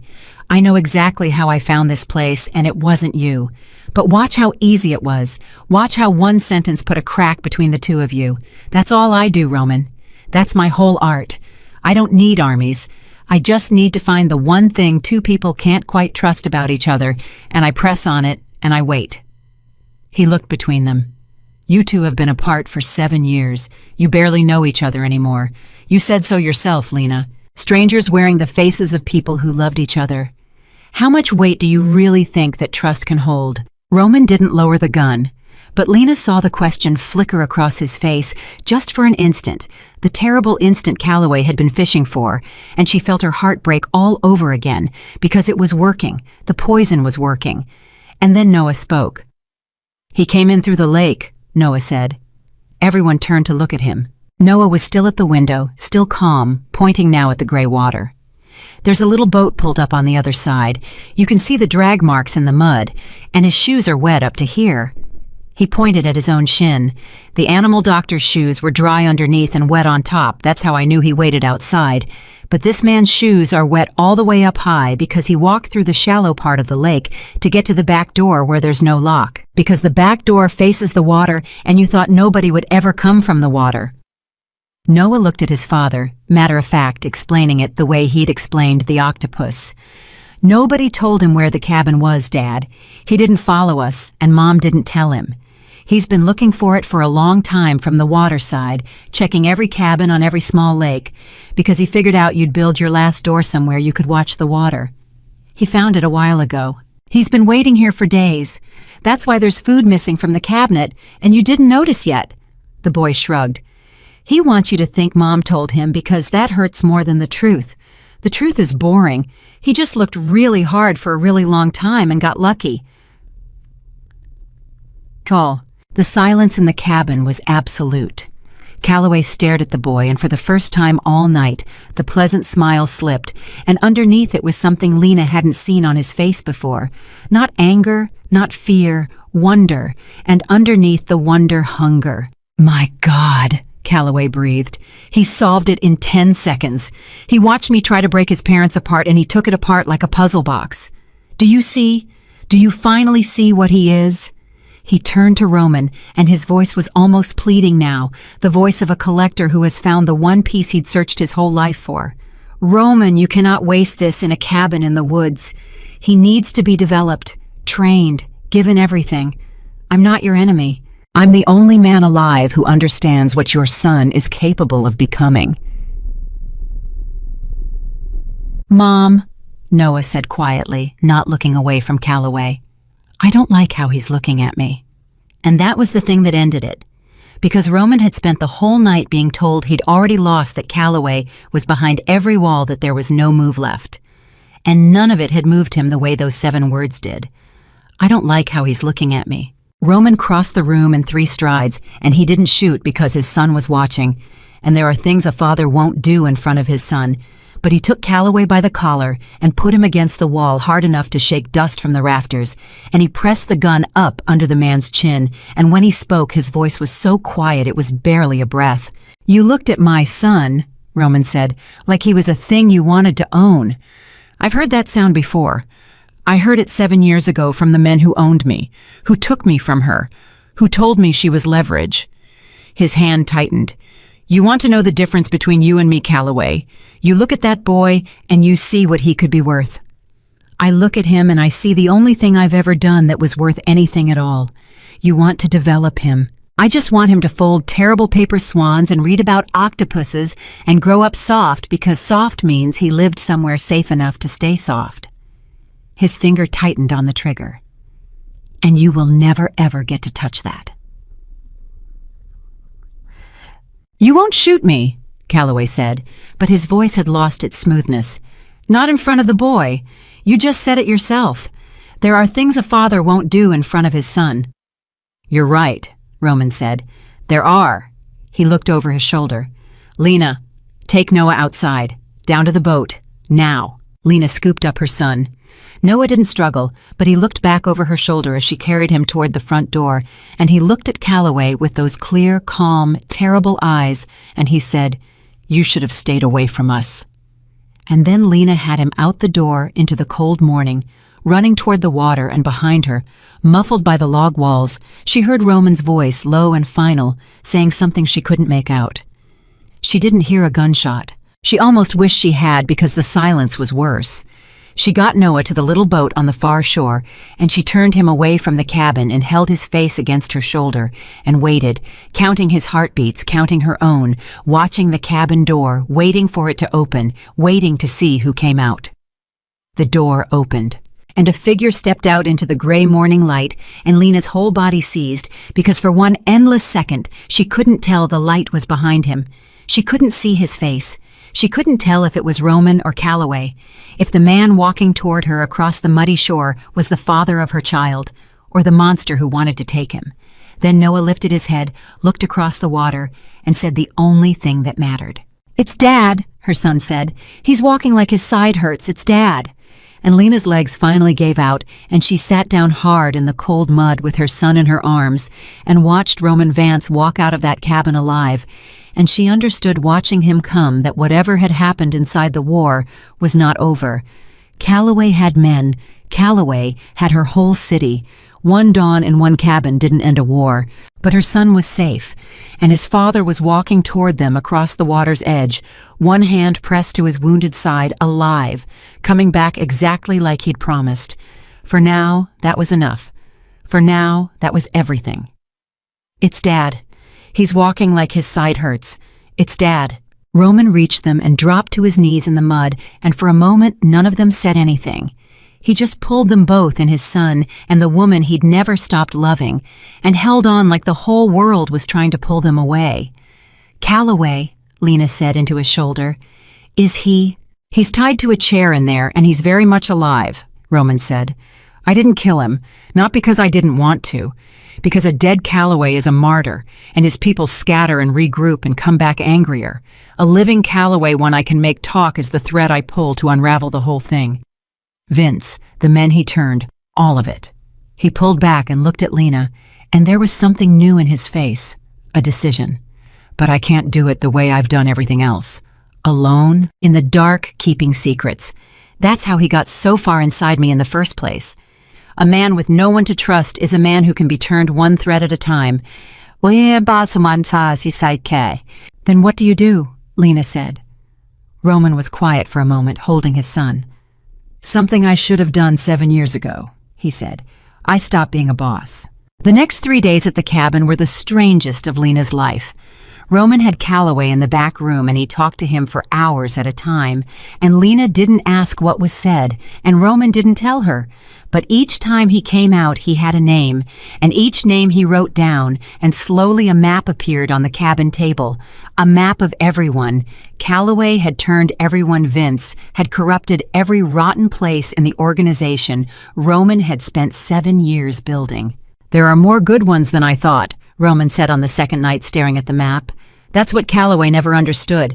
He thought loyalty was just a price nobody'd met yet. But look, Danny surrendered his gun to a bleeding man to prove himself. Petrov patched me and warned me to protect you. There are men in here who'd never sell you no matter what he offered." He tapped the map. Calloway found the weak threads, but he never counted the strong ones. He couldn't. He didn't have any of his own. On the third day, Danny called. He was alive. He'd ditched the decoy car outside the city, walked 12 miles and gone to ground exactly as Roman had ordered. And he had news, and the news changed everything. "Vince surfaced, boss." Danny's voice crackled over the burner. "He's telling everyone you're dead. Says Calloway got you at some lake house. He's trying to take the whole organization while the body's still warm, except there's no body, and half the men don't believe him." A pause. "Boss, they're waiting. The good ones. They're waiting to see if you're really gone.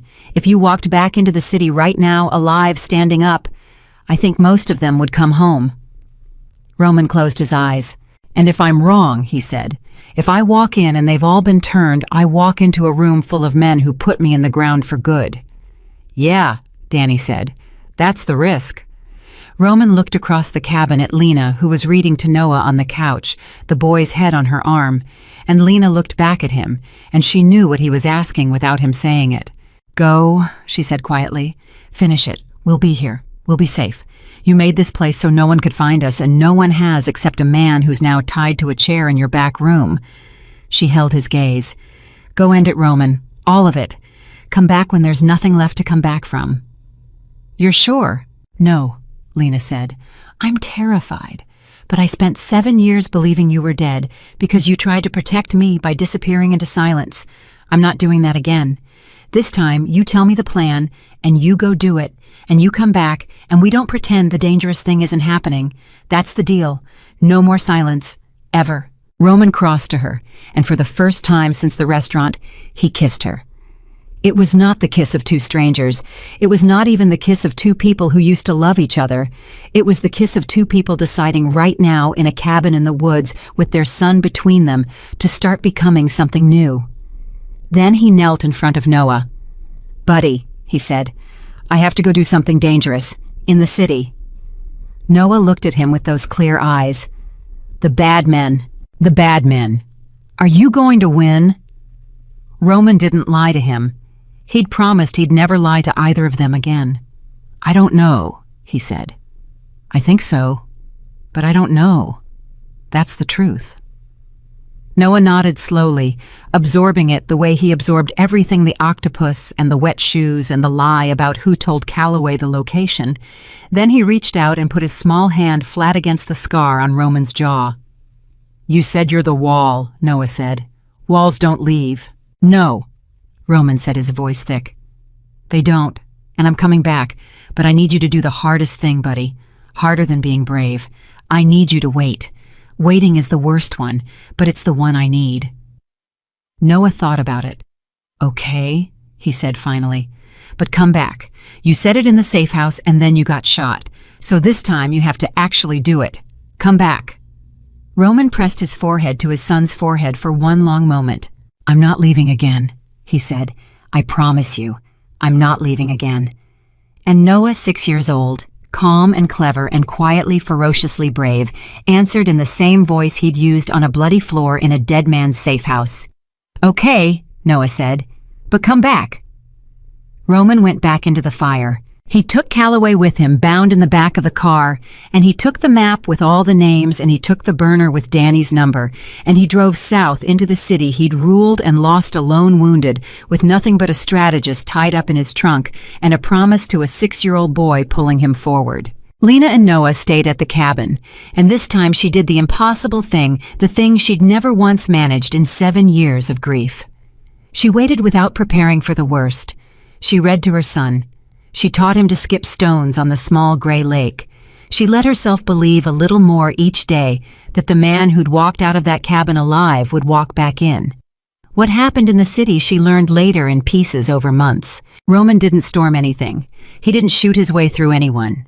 He did the thing Calloway never could have predicted because Calloway understood force and leverage and fear and had never once understood the thing that actually held people together. Roman walked into a warehouse on the south side alone, unarmed, in front of 40 of his own men, half of whom might have been turned, and he stood in the light where they could all see he was alive, and he told them the truth. He told them Vince had betrayed them all. He told them Calloway had been buying them one at a time, and he named the ones who'd been bought out loud to their faces. And he told those men he understood why they'd done it, and he wasn't going to kill them for it. He told them he'd been the wrong kind of boss, a boss who kept secrets and trusted no one, and made every man in the room feel like leverage instead of family. And that was the crack Calloway had walked through. He told them he had Calloway. He told them he had Vince's name and Vince's crimes. And then he told them the thing that ended it. The thing no boss in that world had ever said out loud. The thing that made the loyal men weep and the turned men fall to their knees. He told them he had a son. He told them he'd found out 3 days ago that he had a 6-year-old boy and that everything he'd built, all of it, the whole empire, meant nothing next to that child, and that from this day forward he was not running a criminal organization for money or power or territory. He was going to dismantle it, carefully, legally where he could. He was going to get every man in that room who wanted out with enough money to build a real life, because he was done. He was finished. He had something worth living for now, and he was not going to spend one more day of it in the dark. And Vince, who had been sure the men were his, who had been telling everyone Roman was dead, walked into that warehouse to claim his throne and found 40 men standing behind a living Roman Vance instead. That was the last mistake Vince Corelli ever made. Lena never asked exactly what happened to Vince. Some things a woman doesn't need to carry. But Calloway lived because a living Calloway was a thread, and Roman pulled it, and the whole rival organization came apart in Roman's hands over the following weeks, quietly, thoroughly, the way a patient man takes apart something a patient man built. Calloway had spent a year mapping Roman's weaknesses. Roman spent a month mapping Calloway's, and Roman had 2 advantages Calloway never had. He had loyal men, and he had a 6-year-old who taught him that the whole point of winning was having something to protect. Roman came back to the cabin 2 weeks after he left. Lena saw the car come over the rise, and she came out onto the porch with her heart in her throat, because a car coming over that rise could have been anyone, could have been the thing she'd feared for 7 years finally arriving. Then the door opened, and it was him walking a little slower than before, his sides still healing, and Noah was off the porch and running before Lena could say a word. And Roman caught his son and lifted him up despite the wound and held him against his chest, and over the boy's shoulder his eyes found Lena's. "It's done," Roman said. "It's over. Not perfect, not clean, but over. No one is coming for him. Not Calloway, not Vince, not anyone. I made sure. I made very sure." His voice broke. "I came back, Lena. I told him I'd come back, and I came back." And Noah, still in his father's arms, pulled back to look at his face, and he studied him the way he studied everything, and then he said, "You look tired, but you look like you told the truth. Your face isn't doing the too fast thing." Roman laughed wet and broken. "No," he said, "no more too fast, never again." They didn't go back to Chicago, not to the old life. There was nothing to go back to, and everything Lena had feared about that world had proven true. And even a Roman Vance who was dismantling his empire was a Roman Vance whose name meant something to the wrong people. So they went somewhere new, somewhere quiet, a town Lena had never heard of, where Roman was just a man named Roman who'd retired from a business he didn't talk about. And Lena was a woman who'd finally stopped waiting to be found. And Noah was a strange, brilliant boy who read books about deep-sea creatures and folded terrible paper swans, and slowly over months stopped watching every door for the bad men. It wasn't easy. Some nights Roman woke up reaching for a gun that wasn't there. Some nights Lena woke up certain the phone was about to ring with news of a body in a river. 7 years of grief and a lifetime of violence don't wash off in a few good months. They went to see people who helped with that quietly, a family with a past they only told in pieces. And they were not at first in love. Lena had meant what she said in the lake house. Too much had broken to just glue back. The boy who was going to buy a ring and the girl who was going to wear it were gone. And you can't resurrect people who've turned into someone else. But strangers stop being strangers when you decide you know them, a wise man had said 3 feet tall reading about octopuses. And day by day, Roman and Lena decided to know each other. The new versions, the scarred ones. The ones who'd carried a child through fire and come out the other side holding hands. One evening, almost a year after a rainy Tuesday night in a Chicago restaurant, Lena stood in the kitchen of their small new house and watched Roman teach Noah to skip stones on a pond behind the trees, and she thought about the woman she'd been. The waitress wiping down table 9 for the 4th time, the mother folding tips into an envelope, the widow who wasn't a widow, mourning a man who wasn't dead, protecting a secret so completely that the secret had almost gotten them all killed. She thought about how she told Roman in the lake house that she wasn't choosing him, only Noah, and how that had been true then. It wasn't true anymore. Noah came running in wet to the knees, triumphant.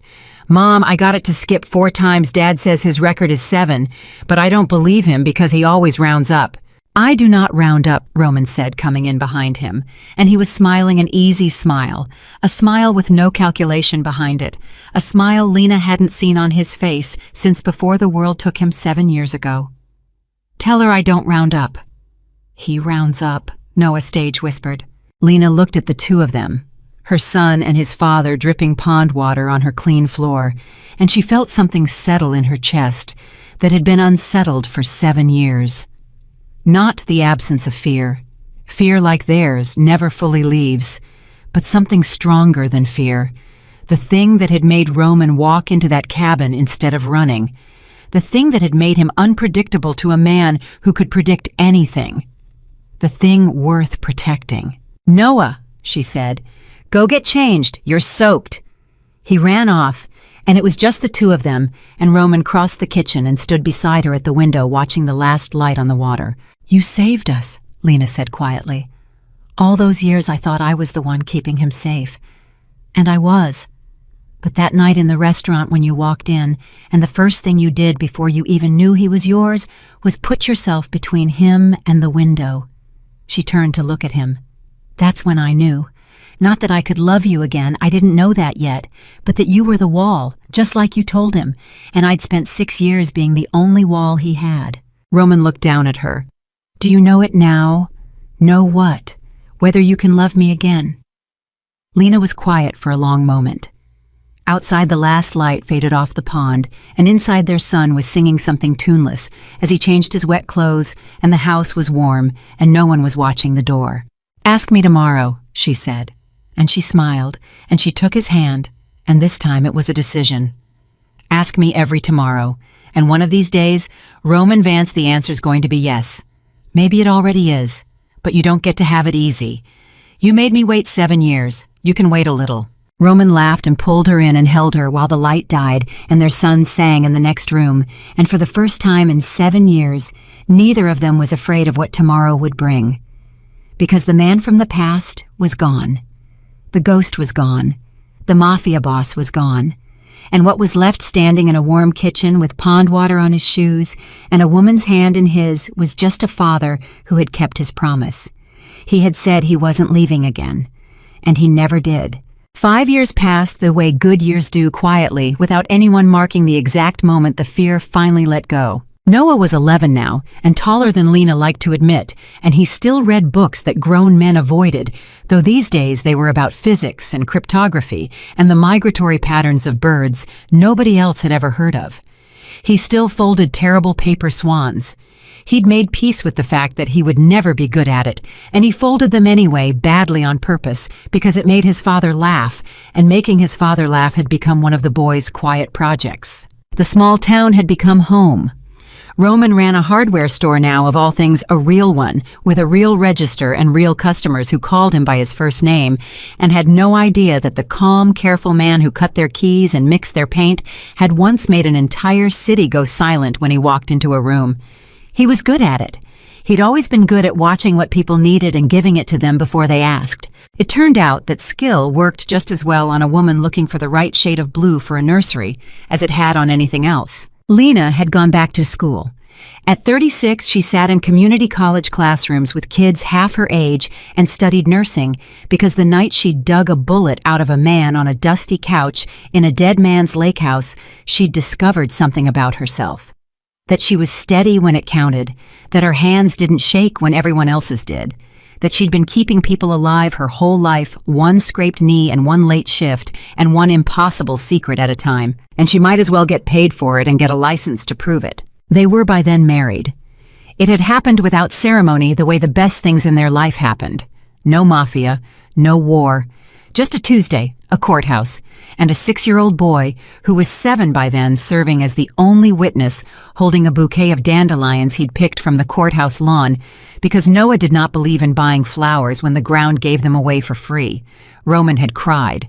Lena had not, and had teased him about it for 4 years since. But this part of the story doesn't begin with any of that. It begins with a knock on the door of the hardware store on an ordinary autumn afternoon, and the man standing on the other side of it. Danny. He was heavier now, gray coming in at the temples, wearing a suit that actually fit him instead of one bought to hide a gun. He stood in the doorway of the hardware store with his hat literally in his hands, and Roman came around the counter slowly, and for a moment the two men just looked at each other across 5 years and a whole other life. "Boss," Danny said.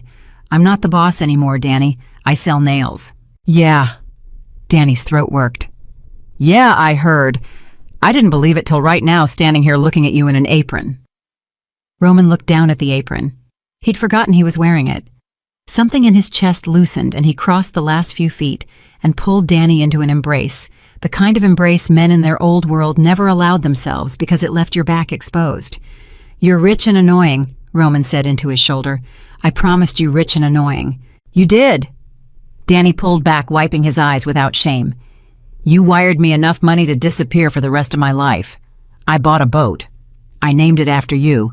It's a real ugly boat, boss. You'd hate it." Roman laughed, and it was the easy laugh now, the one with nothing underneath it. "Why are you here, Danny?" he said gently. "You didn't drive all this way to tell me about a boat." And Danny's face changed, and the old carefulness came back into it, the watchfulness of a man who'd spent his life reading rooms, and Roman felt the years fall away, and the old cold settle into his spine before Danny even said the words. "It's Calloway," Danny said. "He's out." The store went very quiet. Roman had made a deal 5 years ago with people whose names he never spoke aloud.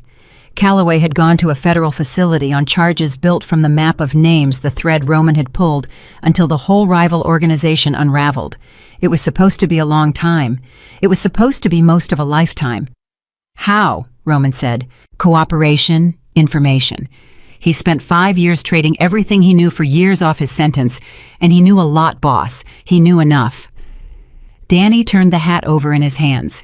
He walked out 3 weeks ago. I only found out because I keep ears in the old places. I came straight here. I didn't tell anyone where you are. I still don't know where you are, not the house, just the store. And I'll forget the store the second I leave if you want me to. He met Roman's eyes. But I couldn't let him surface without you knowing. Not after last time. Not after what silence cost you. Roman stood very still for a long moment, and then he did something Danny didn't expect. He took off the apron, folded it, set it on the counter, and said, "Come to dinner." Danny blinked. "Boss, you drove 9 hours to warn me my old enemy is free. You're not turning around and driving 9 hours back on a gas station sandwich. Come to dinner. Meet the boy properly. He was 6 the last time you saw him, and he threw up in your car." "He did throw up in my car," Danny said faintly. "I forgot about that." "He hasn't. He apologizes for it about once a year. He's very thorough." That night at the small kitchen table in the small warm house, 3 worlds sat down together. Lena, who'd been told everything the moment Roman walked in the door, because there was no more silence between them, ever. Danny, who kept glancing at the ordinary domesticity of it all, like a man who'd wandered into a dream. And Noah, 11 now, who studied Danny across the table with the same clear, calm, terrible eyes he'd had at 6. "You're the one who took the loud car," Noah said, before anyone had picked up a fork. "The night we left the lake house. You drove toward the city, so the bad men would follow you instead of us. So they'd do things to you to find out where we went." Danny went still. "Your dad tell you that?" "No." Noah served himself potatoes. "I figured it out that night. There were 2 cars and only 1 road, and Dad wouldn't split us up unless 1 car was a decoy, and you were driving the loud one, so it was you." He looked up. "I was scared for you. I didn't say it because Mom was already scared enough, and Dad was bleeding. But I was scared for you the whole first hour, until Dad said you'd made it out." He paused. "Thank you. For being scared so we didn't have to be." The table was silent.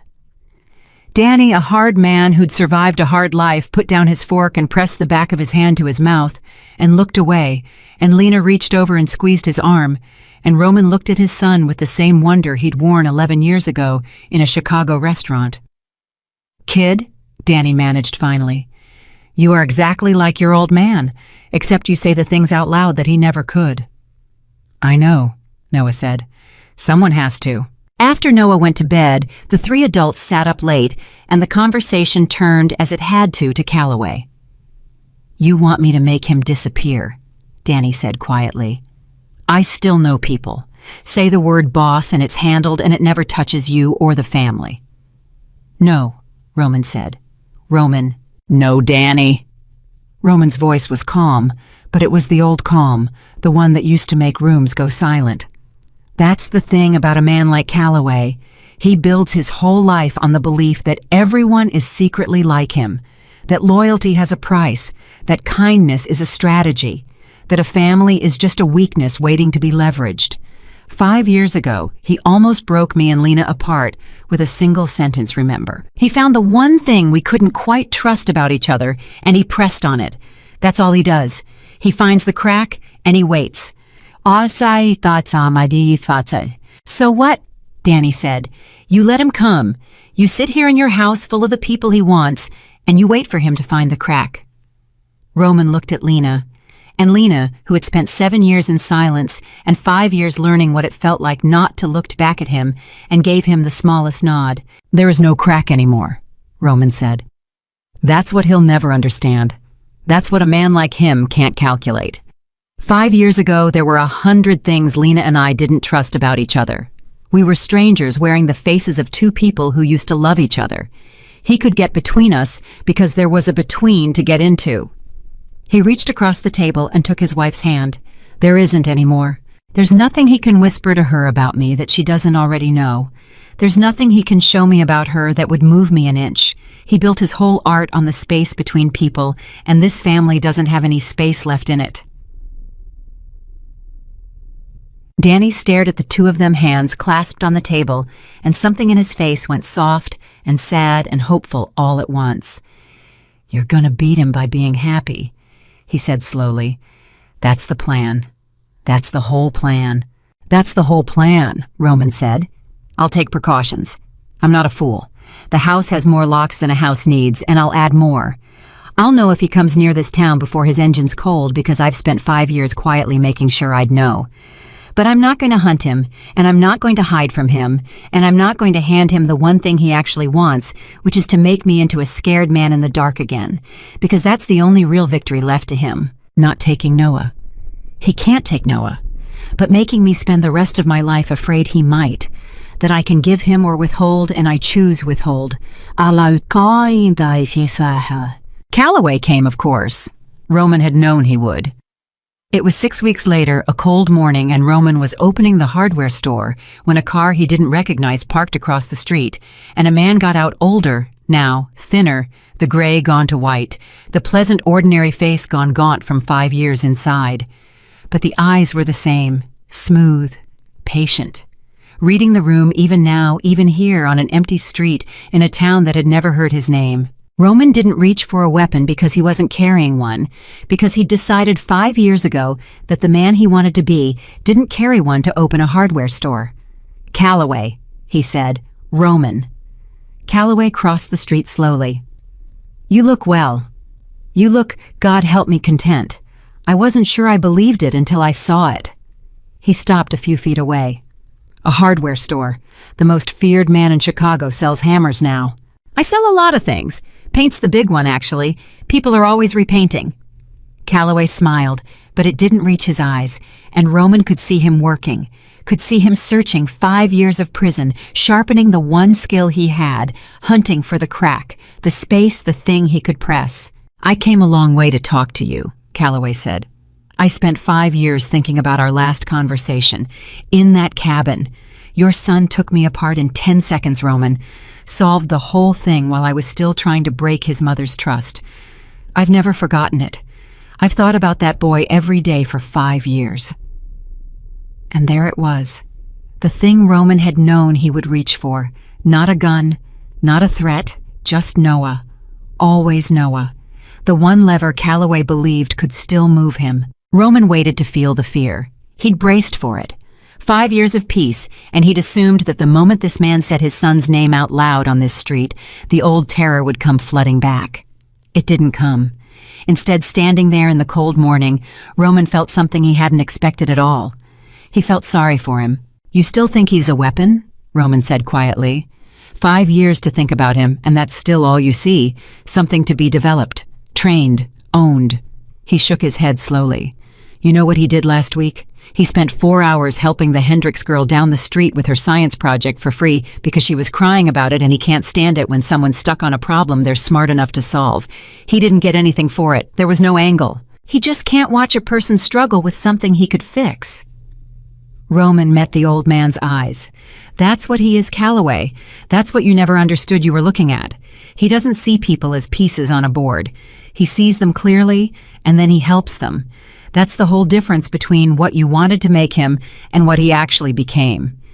And it happened because he grew up in a house with no space in it, no cracks, nothing to leverage, just people who love each other out loud." Calloway stared at him for a long moment. "You really did it," he said finally.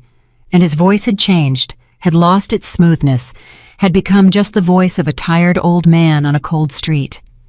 "You built something I can't get into. I spent the whole drive here looking for the way in. I couldn't find one. There's no fear in you. There's nothing between you and her. There's nothing I can say about the boy that you don't already know and love." He laughed hollow and small. "I've spent my whole life certain that every family was just a lock I hadn't picked yet. And I'm standing in front of the one lock I can't pick, and it turns out the reason I can't pick it is that it isn't locked at all. It's just open. It's just a door that anyone could walk through, and no one wants to walk through it to hurt you because you fill it with so much of the other thing that there's no room left for anything else." "Yeah," Roman said. "That's about right." Calloway was quiet. "I'm not going to do anything," he said at last. "I want you to know that. I didn't come to hurt anyone. I came because I needed to see it with my own eyes. I needed to know if it was real, the thing you said in the cabin, about how you look at him and see the only thing you've ever done that was worth anything." He looked down at his own hands, old, now empty. "I never had that, Roman. Not once. Not the boy version, and not the grown version. There was never a single person I looked at that way, or who looked at me that way. And I told myself for 60 years that it was because I was smarter than everyone, that love was just a weakness other people had that I'd evolved past." His voice cracked barely. "Standing here, I think maybe I just never had it, and I built a whole life around pretending I didn't want it." Roman looked at the man who had hunted his family across an entire state, who had nearly cost him everything, who had walked through the water to sit in his last chair by his cold fireplace, and he felt no triumph. He felt only the strange, sad clarity of a man looking at what he might have become if a boy at a restaurant counter hadn't looked up from a library book 11 years ago and had his eyes. "You want to know what I think?" Roman said. "I don't know that I do." "I think you should go somewhere quiet," Roman said, "somewhere far from all of it. And I think you should find one person, just one, a neighbor, a dog, a kid who needs help with a science project, and I think you should help them for no reason, expecting nothing. And I think you should notice how it feels, and then do it again the next day. And I think if you do that enough times some morning years from now, you might wake up and find you've grown one late when you thought it was impossible. The thing you never had." Roman held his gaze. "It's not too late. I know it feels too late. I felt like it was too late for me, and then I walked into a restaurant on a rainy Tuesday, and it wasn't. It's never actually too late. That's the thing nobody tells you." Calloway stood on the empty street for a long time. Then he nodded once slowly and turned and walked back to his car, and Roman watched him drive away and knew the way he'd once known which men were his and which were the enemies, that he would never see him again. He didn't. Calloway kept his word. Whatever happened to the old man after that morning, it happened far away, and it never touched them. And years later, Danny would report almost in disbelief that Calloway had died old and quiet in a small town on the other side of the country, and that at his funeral of all things, there had been a young woman crying a neighbor, who told anyone who'd listen that the strange old man next door had spent the last years of his life helping her raise her son after her husband left, expecting nothing, asking for nothing, teaching the boy chess and how to read people and how to be kind about it. "He grew one," Roman said quietly when Danny told him. "At the very end, he actually grew one." Lena, standing beside him, took his hand. "Because you told him it wasn't too late." "Because it wasn't," Roman said. "It never is. That's the whole thing, Lena. That's the whole story. It's never too late to become the person you should have been all along." Noah went to college early at 16 because there was nothing left the high school could teach him, and everyone had finally stopped pretending otherwise. He studied things Roman didn't understand, and Lena studied alongside him just to keep up. And he came home every holiday taller each time, and he still folded terrible paper swans, and he still made his father laugh, and he never once in all his growing up forgot the two things that had shaped his whole life: that his father was the wall, and that the wall never left. On the night before Noah moved out for good, out into a life of his own, into whatever brilliant, quiet thing he was going to build with those clear, terrible eyes, he sat on the porch with his father and watched the last light die off the pond behind the trees. "I remember the restaurant," Noah said. "You know that people think I was too young. I remember all of it, the rain, the men by the door, the way you put yourself between me and the window before you even knew I was yours." He was quiet for a moment. "I remember thinking that's the dad from my drawing, and I remember being right." "You're always right," Roman said. "It's your most annoying quality." "I get it from Mom." Noah smiled. Then the smile faded, and he looked at his father with the seriousness of the small judge he'd been at 6, grown now into a man. "You kept every promise. You know that on the safe house floor bleeding, you said you weren't leaving, and you didn't. Every single day of my whole life you didn't leave. Do you know how rare that is? I've read the studies. I've seen the numbers. Fathers leave. That's the pattern. You broke the pattern." His voice caught, just slightly, the too fast thing his father had taught him never to hide. You were unpredictable to a man who could predict anything, and you stayed unpredictable your whole life. You just kept staying, forever, when the whole world expected you to go. And Isaiah... Roman couldn't speak for a moment. "You want to know a secret," he said finally. "Always. The night I walked into that restaurant, I was a man who'd already decided he was going to die young and alone. I'd made my peace with it. It made me fearless. It made me good at a terrible life." Roman looked at his son, and then a 6-year-old at a counter looked up from a book about octopuses, and he had my eyes, and everything I'd made peace with came undone. "You didn't just give me a reason to live, Noah. You gave me a reason to become somebody worth living. Every good thing I ever did, I did because of the boy who told me to come back. Every single one." Noah reached over and put his hand on the scar on his father's jaw, the way he'd done at 6 and at 11 and now grown. "Then we're even," Noah said, "because everything good I'll ever do, I'll do because of the man who came back." They sat there in the dark, the father and the son, while inside the warm house, the woman who'd survived all of it moved between the rooms, and the last light faded off the small gray water, and no one anywhere was afraid. The man from the past was gone. The ghost was gone. The Mafia boss was gone. And what remained sitting on a porch in the dark, with his grown son's hand on the scar that marked everything he'd survived, was exactly what he'd promised to be on a bloody floor 11 years before. A father who came back, and who never ever left again.